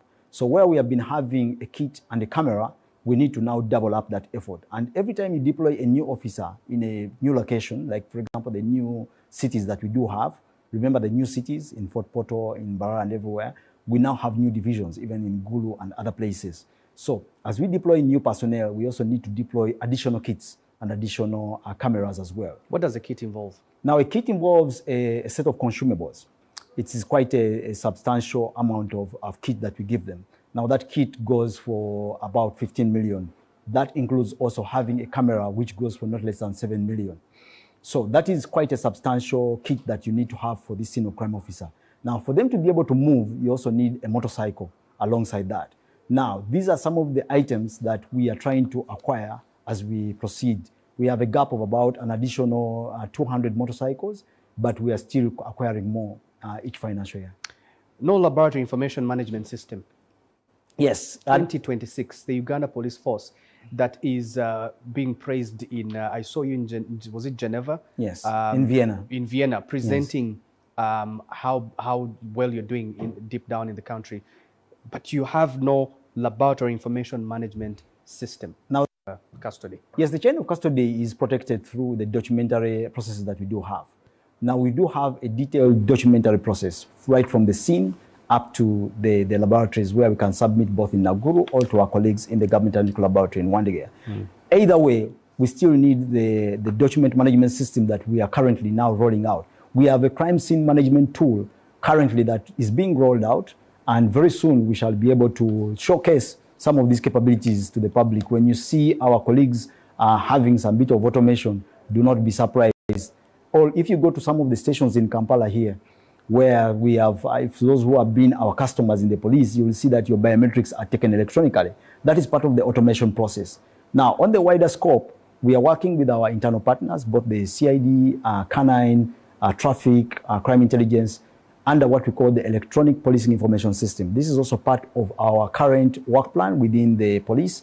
And once we have this digitization underway, it will be part and parcel of what you see in Chibuli under the Data Analysis Center, but also within the forensics, we are trying to make sure that we have the documentation done through our crime scene management tools, as I mentioned earlier. When I speak to some of the senior officers, they tell me they're waiting for donor funding. No. To be able to put this directorate to the standard that it deserves in the region. Yeah, the donors do come to support government where we are falling short, but the government is not sitting on its laurels. The government has done quite a substantial amount. If you were to take a tour within our facility, you will be very surprised at the level of automation that is in the forensic services. And this is courtesy of the government of Uganda. Starting from phase 1 of the national CCTV project, we already had a small caption for the forensics. Now, as we move forward within the next coming financial years, if you look at the current work plan for the police, you'll see that there is a substantial amount of investment that's going to be done in the forensics, and that is to support modern investigations. I would like to get into that work plan in our next segment. So this is NBS Face Off. We'll return in a bit, and when we return, we'll be talking about the backlog.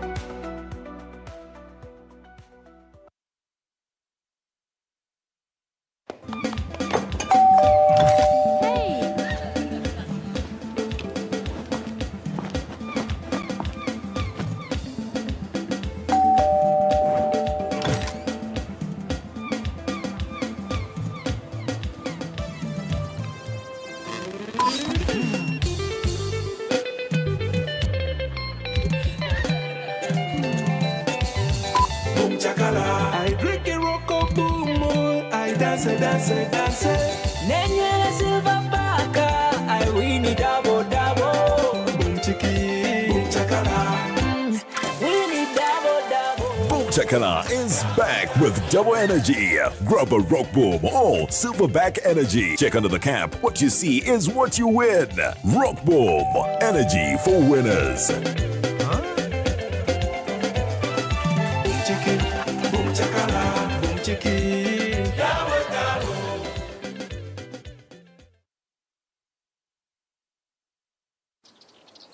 Sometimes escape begins above the clouds, where peace waits beneath the trees.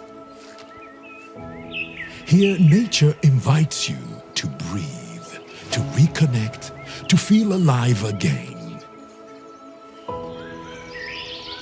Where warm welcomes feel as natural as the forest around you.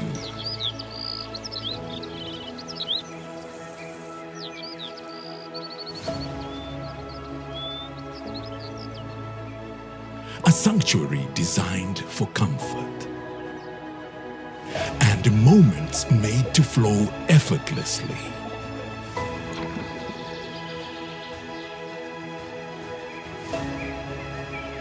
Forest Resort Louise, where nature welcomes you home.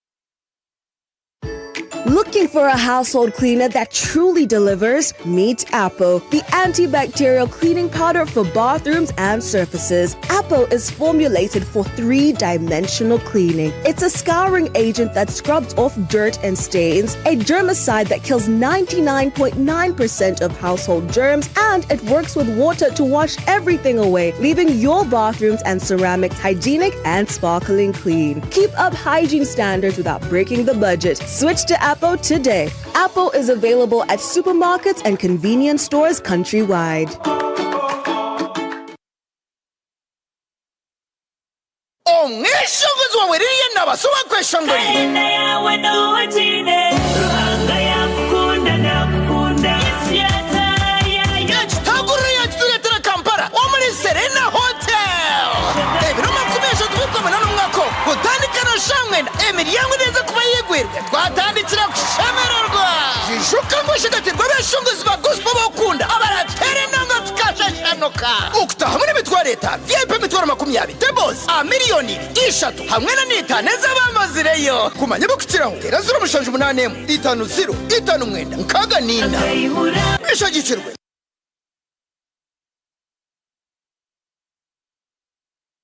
Join renowned Pan-African Bishop Joshua Maponga Marara III from Zimbabwe as the keynote speaker at the 9th Pan-African Pyramid Global Awards 2026 and 12th anniversary dinner to be held on the 29th of August 2026 at Munyonyo Peak Resort from 2 p.m. The theme is honoring the humanitarian legacy of Comrade Rajiv Ruparelia. Book your dinner card now on 0757 342 317 or 0782 342 317. This is the true awakening of African Renaissance. Come, let's rekindle our roots. Africa, don't agonize, organize. Powered by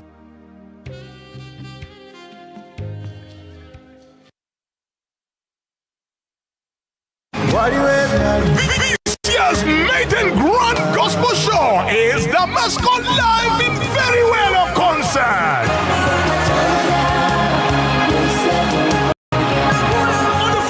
August 2026 is going to be Damasco Live, boning us with this great gospel music at Dendere Cultural Center.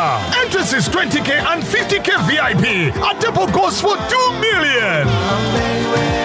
Get your ticket today from carrytickets.com. For more information, call 0702-832-568. Sponsored by NBS Music, Sanyuka Afromobile, Jeff Godwin, Newman Foods, QC Restaurant, Pal Automotives, Crown Japan Katwe, and Stream Road Safaris.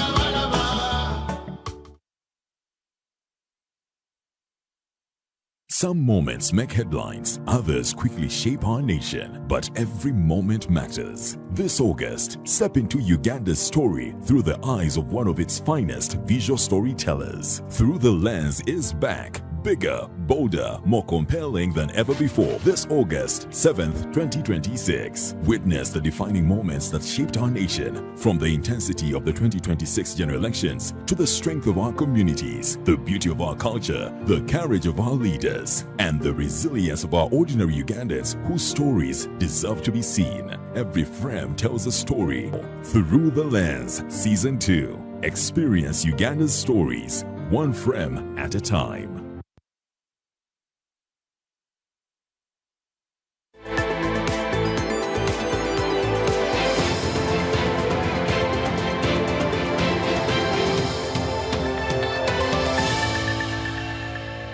The crime report of the Uganda Police Force shows that indeed the backlog for forensic services is soaring. Now, is the Forensic Directorate drowning in its own success? My guest tonight is the Assistant Commissioner of Police, Andrew Mubiru, who is also the Acting Director of the Directorate of Forensic Services under the Uganda Police Force. Afande, looking into requests, from when you took over, the requests have gone up to 180% since 2019, but you have a backlog of more than 6,200 cases. Are you drowning in your own success? That you have improved this directorate, at the same time, the backlog is also soaring? Yes, that is a bittersweet kind of assessment.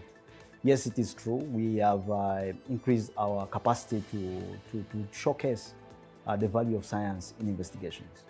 And that everybody does appreciate, and you can see that through the numbers. Now, the cost gearing is a little bit of a challenge.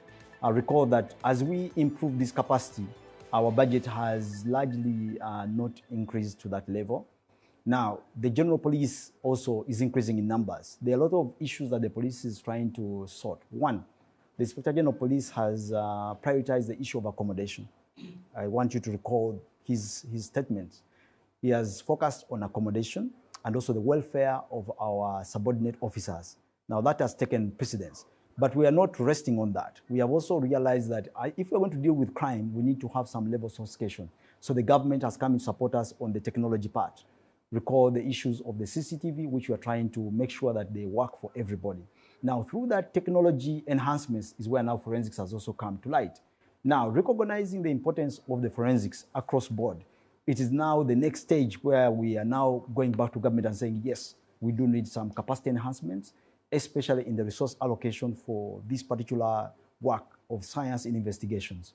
Now, if you also look at the caseload for an investigator, if the investigator is going to be able to deal with the cases which are coming through, they need some level of frontline technology to be able to help statement recording, name it, evidence collection, and also having more trained practitioners at the front line. Some of these services are basic. For example, Parliament heard that there are 1,284 pending cases of DNA. Yes. And only 494 had been approved or cleared. Some of these are basic. Yes. We would want to imagine. Not just basic. You have to look at the numbers. If you look at a basic case, you're looking at about 4 to anywhere, not less than 4 specimens per case. Each specimen will take you back about 400,000 Ugandan shillings. So if you're going to do any forensic case, you're looking at not less than 4 million just to process one simple case. The other day we had a case of the other gentleman, Okello, in what happened in Gaba area. Yes, everybody saw what happened, but once the person took the stand, he said, I'm not guilty. So that requires an investigation. How long did it cost you, for example, the Paul Kaferu case? Yeah, but I'm not... An estimation, I'm just saying. I'm just giving you numbers right now. So for a case like of Okello Onyum, you're looking at Probably, yes, I can remember the numbers. If I did the numbers, about 25 million. Just that case, which was a straightforward case, but still was a defended case. If you have the facilities, yes, what do you need the money to do? It's buying the consumables. These consumables, you don't manufacture them in your backyard. They are supposed to be manufactured according to the international standards. Now recall that when we do this work, we also are required to meet an international remit because our courts of law also look at that standard and they are able to benchmark. So if you're going to meet the international standards, but also be able to offer the services at that standard, the standard of proof is very high. In any court in Uganda, the standard of proof is very high, especially for the state. So as the DPP is taking matters to court, he needs to assess all these matters and make sure that the science has met the standard. The evidence has to meet the standard. Do your seniors understand this? Yes, they do appreciate that. But remember, why is there a budget cut of DNA funding from 450 to 200 million? I wouldn't call it a budget cut. A wise man who is the head of state once told us that you have to cut the style of your head according to the shape of your head. You see, we have a budget of a country. The only thing that stops us in this country is that we need to improve our economy. And that's what everybody is fighting for. Have peace, improve the economy. Now, when the economy increases, means you have more money. Now, if you have more money, it means you have more money to invest in the science and everywhere else. So what am I pointing out to is that as much as we would like to have everything in the world, we also know there are other priorities. Everybody needs roads, everybody needs a hospital. But also we recognize that once crime happens, the science must walk into the room. Now, when the science walks into the room, it's important that everybody listening to us does understand that crime happens in our communities and evidence is in those communities. What is your success rate with your DNA lab? For all the cases that we take to court, we have got a report that our conviction rate now is at about 70%, moving upwards to 80%. And this is the reason is that science, especially in sexual and gender-based violence, is the only way to go because you only have the victim as the crime scene and also the only likely witness. For cases of murder or death, why do you have more than 1,000 unidentified bodies? If your success rate and conviction rate are going all the way through 70 and 80%. Unidentified human remains do happen in our communities. But they are unprocessed. Not that they are unprocessed. It's just that if you're going to process an unidentified human remain, you must have at least some people coming to claim. Now, if you don't have claimants, it's very difficult for you to just go on a wild goose chase. So what we do is we collect the biometrics of bodies in the hospitals. But then we also have some specimen of DNA that we run as and when we get consumables. Actually, our interest is that every mortuary in the country, because the issue of unidentified human remains is a very important issue globally. So we need to be able to make the advocacy that for every person who is in our mortuaries, we can document them using the biometrics that we do have, the fingerprints. We now have a criminal automated biometric information system, and we are able to identify those that are in our mortuary systems. But also we find other bodies which are being discarded off, and those we bury in the mortuary, in the cemetery. So we do take specimens of them, and we are continuously documenting them in our database for the DNA. So when people come as claimants, we are able to run them against that. Well, for SGBV cases, your turnaround time has been identified as 8 months. Yes. Where's the problem? What do you go through that you look at as a challenge that we might not understand, us on this other side? What we go through is that GBV cases are very complex. There are sometimes when the reporting is a little bit late. Somebody reports a matter 3-4 weeks down the lane and says, oh, by the way, this happened. So we are advocating for everybody that if you report early and in time, and we are able to get the persons of interest early in time, we are able to fast track. There are so many cases we have done in less than that time. You can ask a few people where we have been able to intervene, 4 to maybe down to 3 months, we are able to get a report, especially remembering that the custodial period is about 120 days. So our interest is to make sure that we fix everything within 120 days. But that is assuming that all the resources that you need are availed within those 120 days. So it is our interest that we meet the 120 days so that we allow the courts also to do their work within a set period of time. From when you took over in 2019, how much backlog have you cleared? How much backlog is left? And what explains backlog, persistent year in, year out? For example, questioned documents opened 1 year with 1,161 backlogged. You only closed 511. What's frozen? What's the problem here? Actually, it's very interesting. We don't have a backlog in ballistics completely. The backlog. Why? Is it because of Because the cases are few? Not that the cases are few, they keep on coming in, but we have a level of automation within our ballistics area. And also those matters are quickly identified because there is a quick follow-up. Now for question documents, the reason why we do have some bit of backlog is that there are some persons who submit cases and then they withdraw their interest. For example, somebody goes to the police, reports a matter of intermeddling or something of a sort, and then all of a sudden they withdraw their interest. Now, when you withdraw your interest, they don't withdraw their exhibits. They only just withdraw their interest. So now we are now struggling to be able to clear that backlog. Now, for the issues of the DNA, the biggest challenge, as I mentioned earlier, is the consumables. These are not very cheap things. And we also have to do some cost gearing. So you look at what you're dealing with and you are able to liaise with our colleagues from the CID because they have cases that they need to move because of public interest. So we focus on those very early matters. There are consumables for testing malaria, HIV now being manufactured here in the country, even testing kits. Would you stand on your feet and advocate for production of these consumables in this country? Indeed, the president has guided that we need more manufacturing in the country.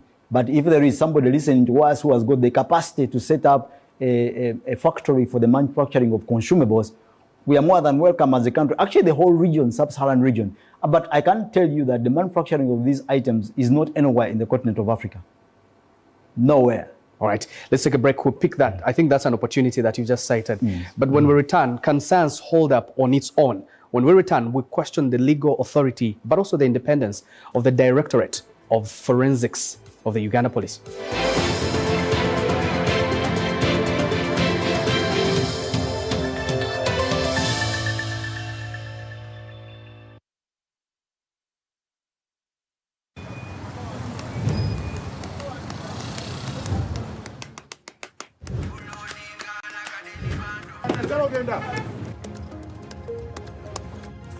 And that's it for today. Till the next episode.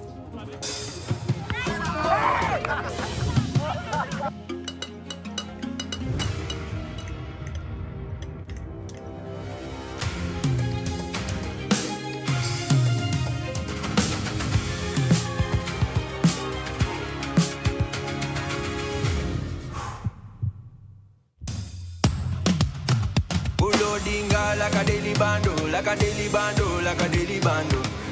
Omuliro nguwulira muli mu mutima kukankana like drums. Kalakata, kalakata. Elengo ya kusabula. We gonna do free on fire, free on fire, free on fire.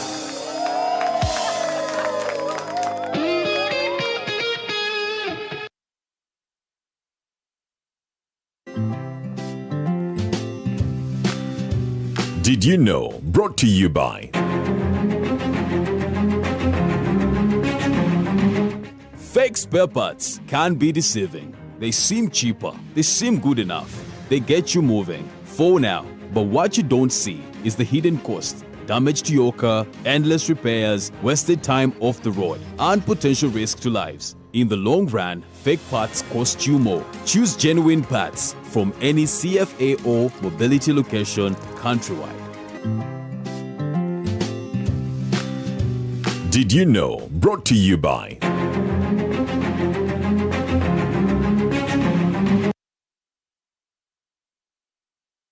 The National Mosquito Net Distribution Campaign is back. No one should die of malaria in this era. It is your responsibility to chase malaria from your home. The good news is that the government of Uganda has once again started distribution of mosquito nets under the 5th Universal Coverage Campaign, also known as the Under the Net campaign. Under this exercise, 1 mosquito net will be distributed per 2 people in every household. A village health team member, a community health extension worker, also known as a CHU, and the LC1 chairperson will move house to house to register members of the household in preparation for receiving their mosquito nets. Do not lie back. Ensure that you register all your household members to receive a mosquito net. On the distribution date, move to your distribution point and receive your net. Mosquito nets protect you and your family members from infectious mosquito bites that lead to malaria. Ensure that you receive the net, hang the net, and sleep under the net every night.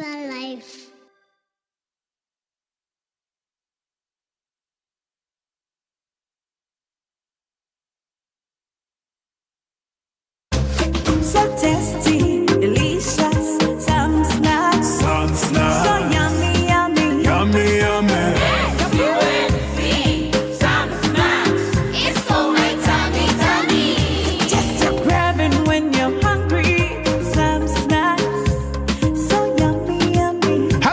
boy and girl, come here, son. Uncle Son's got you. Me have some snacks for you. Your man, papa, your granny and your picnic. Well, if I can, the snacks for you. Come pick anything you want. Some snacks for your tummy. Yummy, yummy. Sam's, delivering memorable moments in every household. Hello, Mr. Mkasa. Hello, how are you? I'm okay, sir. Are you the broker? The original one. I was told you have very good rentals. That is right. How many bedrooms do you want? I want 3 bedrooms. Okay, did I tell you of the price? Yes, of course. 500,000. No. This side, the salary went a bit high. Why? Because the paint we use is of good quality. So the place gained the value. Which paint? Global paint. How? For the ceiling, for us we use Global Mat. And for the inside walls, we use Global Silk Vinyl. Okay, tell me about the outside walls. Outside we use Global Weather Coat Emulsion so that the walls don't peel. I'm really impressed. The precision you put while painting, I'm willing to pay any amount. That is true, because here for us quality is paramount and the place becomes humidity. Global Paint, a reliable product.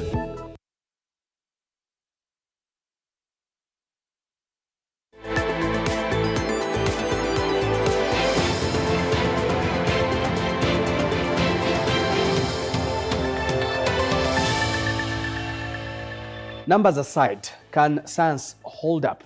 This particular segment is on legal authority, accreditation and independence of the Forensics Directorate of the Uganda Police Force.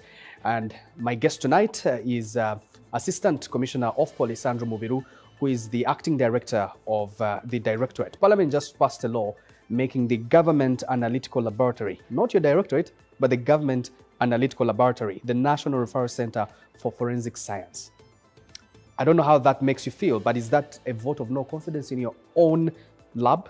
Not at all. Actually, it's a vote of confidence in the government of Uganda. Why? The government of Uganda has looked at the private sector as one of the key drivers of economic development. So, that piece of legislation was established primarily to encourage the private sector to walk into this space. So, Canary, if you do have enough resources to set up a private forensic facility, there you are. The legislation accords you that opportunity. Now, why a national forensic referral is because they needed somebody who can guide the private sector into such a complex maze. Now, we, the police, have a mandate under the Constitution. Article 212C of the Constitution mandates the police to prevent and detect crime. And that's what we do. Ours is prevention and detection of crime. Now, there is no you can detect crime nowadays without the science. So the science is there to support that. Why are you not, why have you been chasing for ISO accreditation for a very long time? Yes. Since 2020, a year after you had joined. Yes, the ISO accreditation is a journey. It's just like the way you would wake up and say, fine, our roads up to international standard. Doesn't mean that Uganda doesn't have roads. Uganda does have roads, but if you're going to measure them against a standard in the UK, probably we need to do better road surfacing or something of this. But we do have the roads, and they do serve the purpose. Now, we do have the science in the police. The science in the police has been available since the early 1908, coming over to 1938, put in the laws of Uganda in 1964 under the Identification of Offenders Act. So the science has been there in the police for quite a long time, for more than people can remember. In 1984, the police standing orders were revised, and then the science was properly earmarked. And it's only in 2010 that the leadership of the police realized and said, we need some level of autonomy of the science in the police. And that's why they created the Directorate. And that's how the Directorate of Forensic Services comes about. Now, I would imagine it's fully equipped more than the old civilian lab of government. The Government Analytical Lab got accreditation for ISO in 2024. Yes. It has beaten you to it. It's not about beating us to it. It's a journey, as I say. You see, a journey of 1,000 miles starts with one step.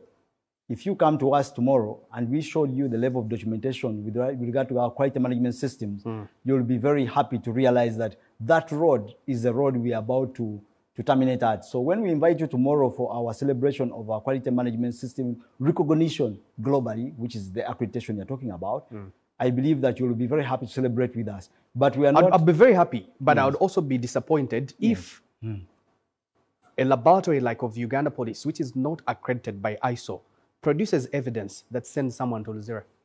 That doesn't mean that, for example, if the government laboratory was accredited the other year, Does that mean that the work they did in 1999 is null and void? No. Oh, it's like a university teaching without a charter. No, the charter of the universities was started recently, but does that mean that the people who went to Makerere University in 1974 were not graduates? They are still graduates. Yes, but also to understand that the accreditation is important yes, in your own work. Nobody, it's also a vote of confidence to say what you're doing is good. Nobody can deny that. Yes. It is important, but it is just a demonstration of international acceptance. But doesn't stop you from doing the work under the laws of Uganda. Yeah, but under the laws of Uganda, you are required to follow international best practices. And if you come and look at our quality management system, you'll be very happy to realize that we are within the scope and we serve the Uganda Police Force to that end. You're not within the scope. Your own, you talked about the audits, your own audits did flag accreditation gaps. Have you closed any? Yes, we do close very many of them. I am an accredited senior lead assessor for ISO 17025. I can tell you this, that our facility is at a stand where we have already applied for accreditation status, and it takes a bit of time for them to visit, quite a number of times, and then you get that status. Currently, I know you're also looking for some bit of international recognition for the work that you do, but it's not a journey you start immediately and wake up in the morning and say, oh, I want International Journalism Award. It's a journey. Why isn't government supporting you? Look at all the major equipment you have in your laboratory. Yes. It's all donated by foreign donors, UN Women, UNFPA, EU, UNDP. What does that say about government commitment to your own laboratory? The government of Uganda supported us with the acquisition of our DNA equipment to the tune of $2.5 million. Government of Uganda supported us with the acquisition of our criminal automated biometric information to the tune of $5.6 million. Government of Uganda has supported us with the acquisition of our integrated ballistic information system to the tune of $7 million. So I don't know how much more money you're talking about, because I can go on to the end of the list. The foreign donors have also matched up. Yes. But it's not a matter of competition. I am saying that for a laboratory like yours of the Uganda Police Force in 2026, in the era of science, AI and technology, we should be having your own laboratory accredited. Yes, and very soon that's going to happen. Sooner than you can call me back for the next face-off, probably within the next calendar year. How many trained digital forensic examiners do you actually have against the number of cybercrime cases you are expected to handle? Yes, we do have a total of 21 cybercrime professionals. Out of those 21, currently we do have 11 of them at the level of masters. And we do have others who are going for training. In other spheres of the forensics, we have 4 persons. 2 of them already have PhDs, and another 2 are completing their PhDs, and we hope to have an additional 2 persons for their PhDs. So we do have quite qualified personnel in the police force to do this task. So we are grateful for the government of Uganda for the increased support. We're also grateful for the Indian government, because those cyber forensic personnel were all trained by the Indian government under the National Forensic Science University, by the way, which now has a campus in Jinja, if you're not aware. That campus in Jinja is also admitting other persons, even from the public, who would wish to join the forensic field. So we are very happy to continue championing the cause of science in investigations, not only just for the police, but for the wider public as well to join this sphere. Well, in about 5 or 10 years, where do you see this directorate in your own eyes, since you've been leading it for about 6-7 years? Yes. I think we are at a stage where we need to now move to the next mode of operation. Not only just to sit back and do the science, but also to support frontline policing. We are moving forward to support our colleagues in the Marine. As you are aware, the Marines do a lot of work on the water bodies. We are moving very closely with our colleagues in traffic as well, because we have a lot of indiscipline on the roads, as you saw these road carnages going on. So our traffic colleagues are really hunkering in there. Our colleagues in the fire and rescue services are improving day to day, and we are moving closer to support them in that end for these issues of fire. But our colleagues in the CID, who are our greatest colleagues, we need now to move to the next level, whereby we train quickly to deal with some of these issues you're talking about, and also to reduce on our backlog, but also to be able to quickly sieve out those cases that we don't need to put in our system. Some of these cases are a little bit in the civil area. We need to focus on the issues like burglaries, theft. As you are aware, with the onboarding of the parish development model, we have more crime in the sub-counties. So this is an area where we are moving in to make sure that as our colleagues in the CID are doing a lot of heavy lifting within the parishes, we can also be there to support them in order to reduce the effects of this incidental crime within the parishes, since now there's more money at the parish level. Let's take a break. When we return, if you indeed have advanced and are proud of government's commitment to you, want to understand why is there no conviction of all the shootings and the murders that have happened in this country? Andrew Felix Kaweesi, Joan Kagezi, the shooting of General Katumba Wamala and all that. We want to get deep into understanding of forensics in the ballistic perspective. We'll return in a bit.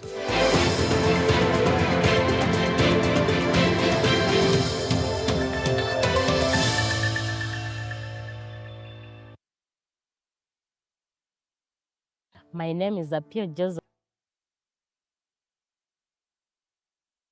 Remember the songs that made you sing, the moments that made you dance, the voice that captured a generation. Now, Grace Nachimera is back on stage. Join us for the Power of Grace live concert, a spectacular evening celebrating the music, the memories, the journey, and the incredible voice that has inspired audiences for years. Friday, 11th September 2026 at Kampala Serena Hotel. Early bird tickets 130,000 shillings, ordinary 150,000 shillings, and tables 3 million shillings. The Power of Grace concert is sponsored by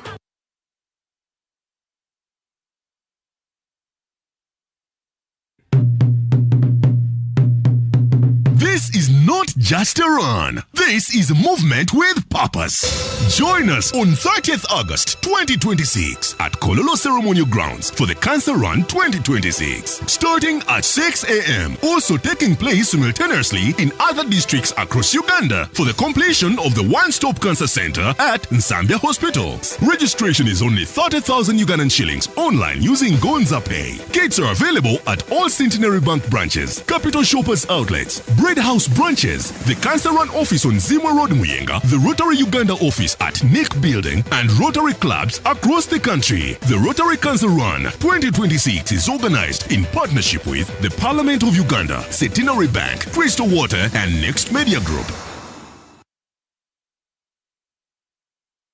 Reggae live in concert at Kololo Airstrip na Musambu August chifuro chigenda kubera echomwaka.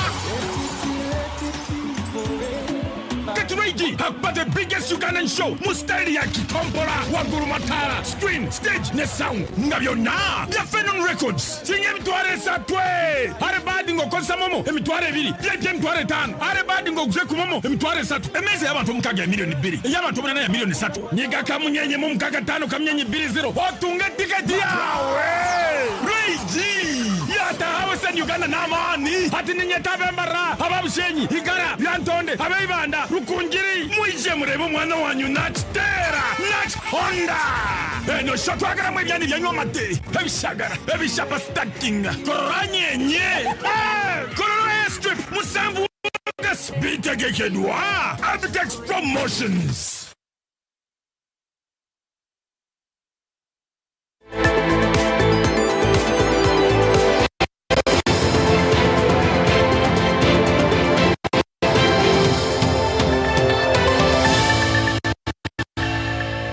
Years later, after the president's original directive of the creation of the Directorate of Forensics, the Uganda Police Force under this directorate is still struggling to have convictions of shootings and murders that happen in this country. My guest tonight, he is the Assistant Commissioner of Police, Andrew Mubiru, who is the acting director of the Directorate of Forensics of the Uganda Police Force. What exactly happened? You might cite to say these are still ongoing court cases. Yes. Joan Kagezi, Andrew Felix Kaweesi, your own, the shooting of General Katumba Wamala, and many others I can list. How come there's no conviction if your ballistic, you do not even have backlog on ballistic examinations? Maybe you should ask the initial question to the courts of law. They are the ones hearing the cases. But I'll quote. The courts of law depend on evidence provided, yes. No? And the matters are still being heard in court. Years later. Yes, and that is a matter for the court. I had just joined journalism when Andrew Felix Kaweesi was shot. That's 9 years ago. Yes.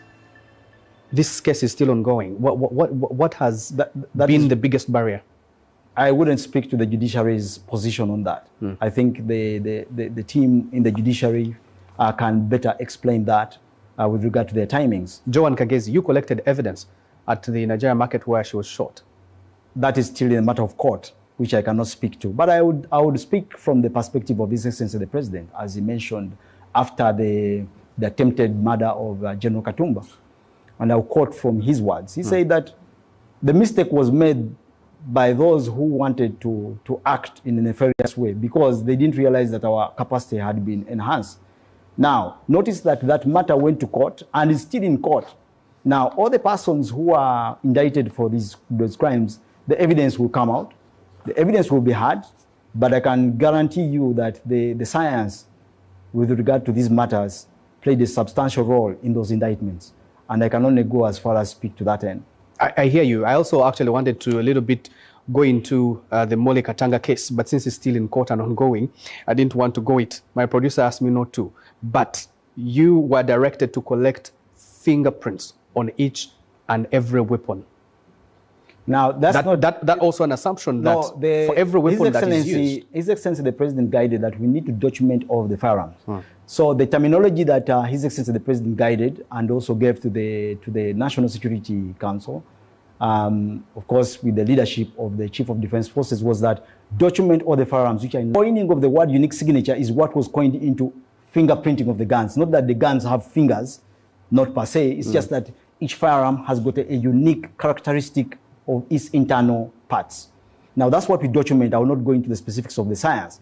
So that has been done by the police as per the instruction of His Excellency the President for all privately owned firearms, all those owned by law enforcement agencies, and that has been done successfully. Now, why is that so important? I think successfully is the choice of what you've decided to use, and I can tell you at 99% success rate. So where do these guns that are used in shooting as you're aware, Uganda sits in a very central area with regards to the geopolitics of this area.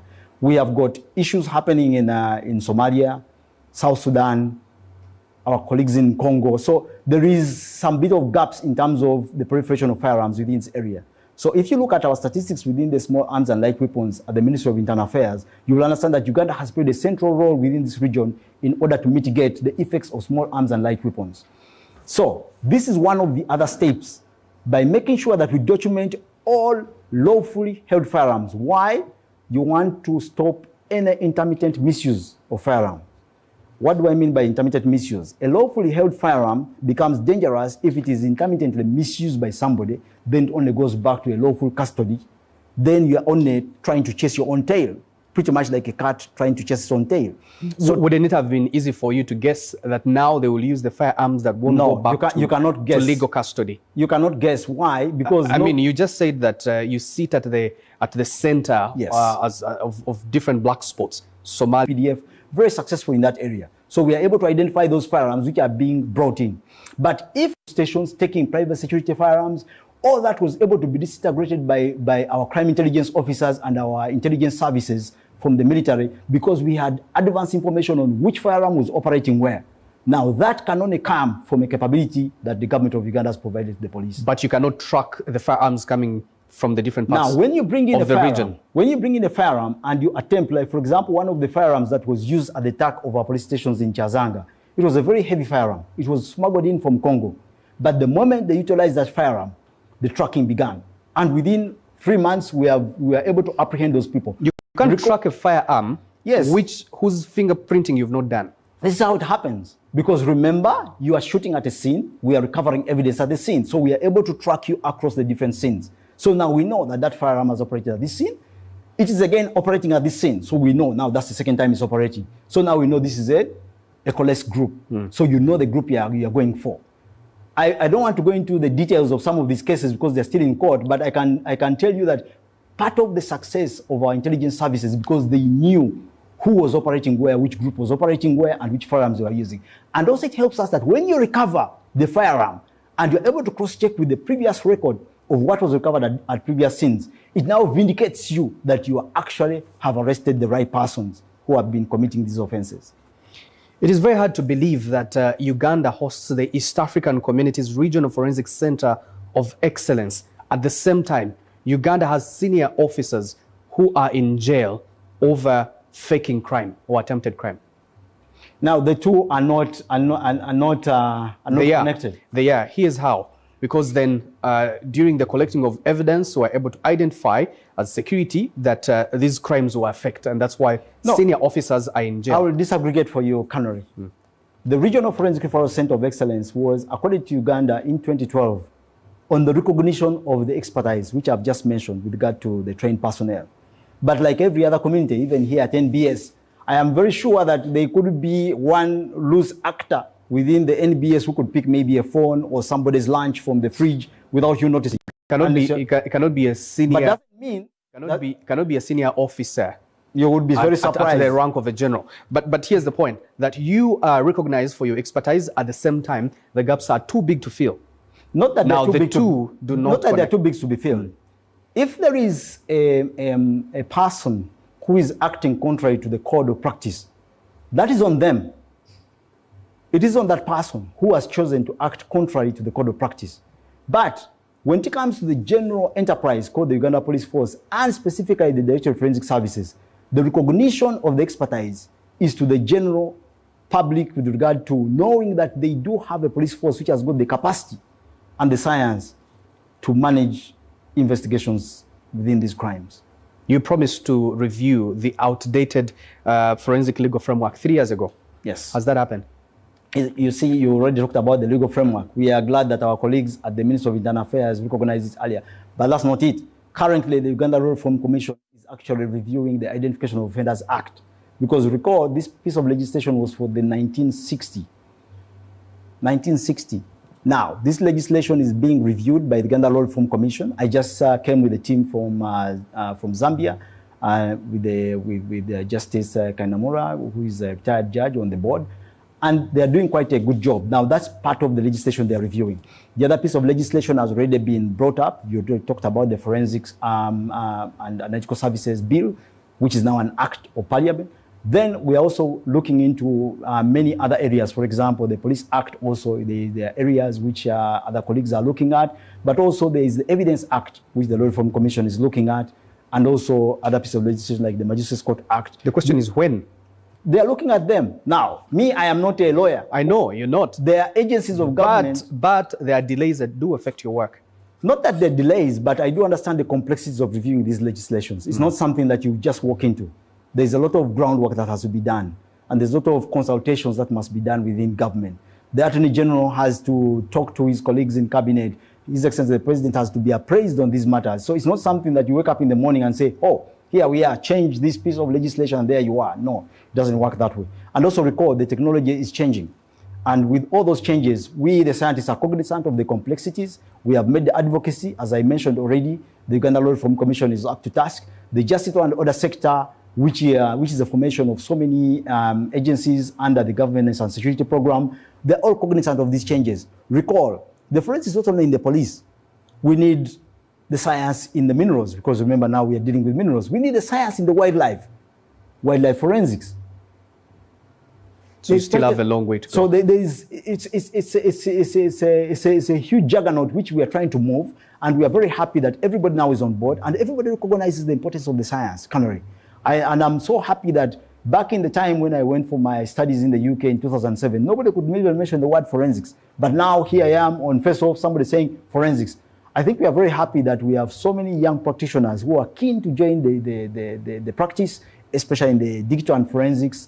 Now there are many coming in within the toxicology, chemistry, DNA, quite very many young people. And we are very happy that even some are thinking of leaving Europe, coming back to Uganda. And this is what makes us happy. We may not finish everything as we are now. As you know, we all come, serve, and then we go. But those who come after us should find at least a ground that is ready to be developed to the next level. Assistant Commissioner of Police, Andrew Mubiru, many thanks for speaking to us on NBS Face Off. Thank you very much. That's all we had for you this weekend. Till next Sunday. Good evening.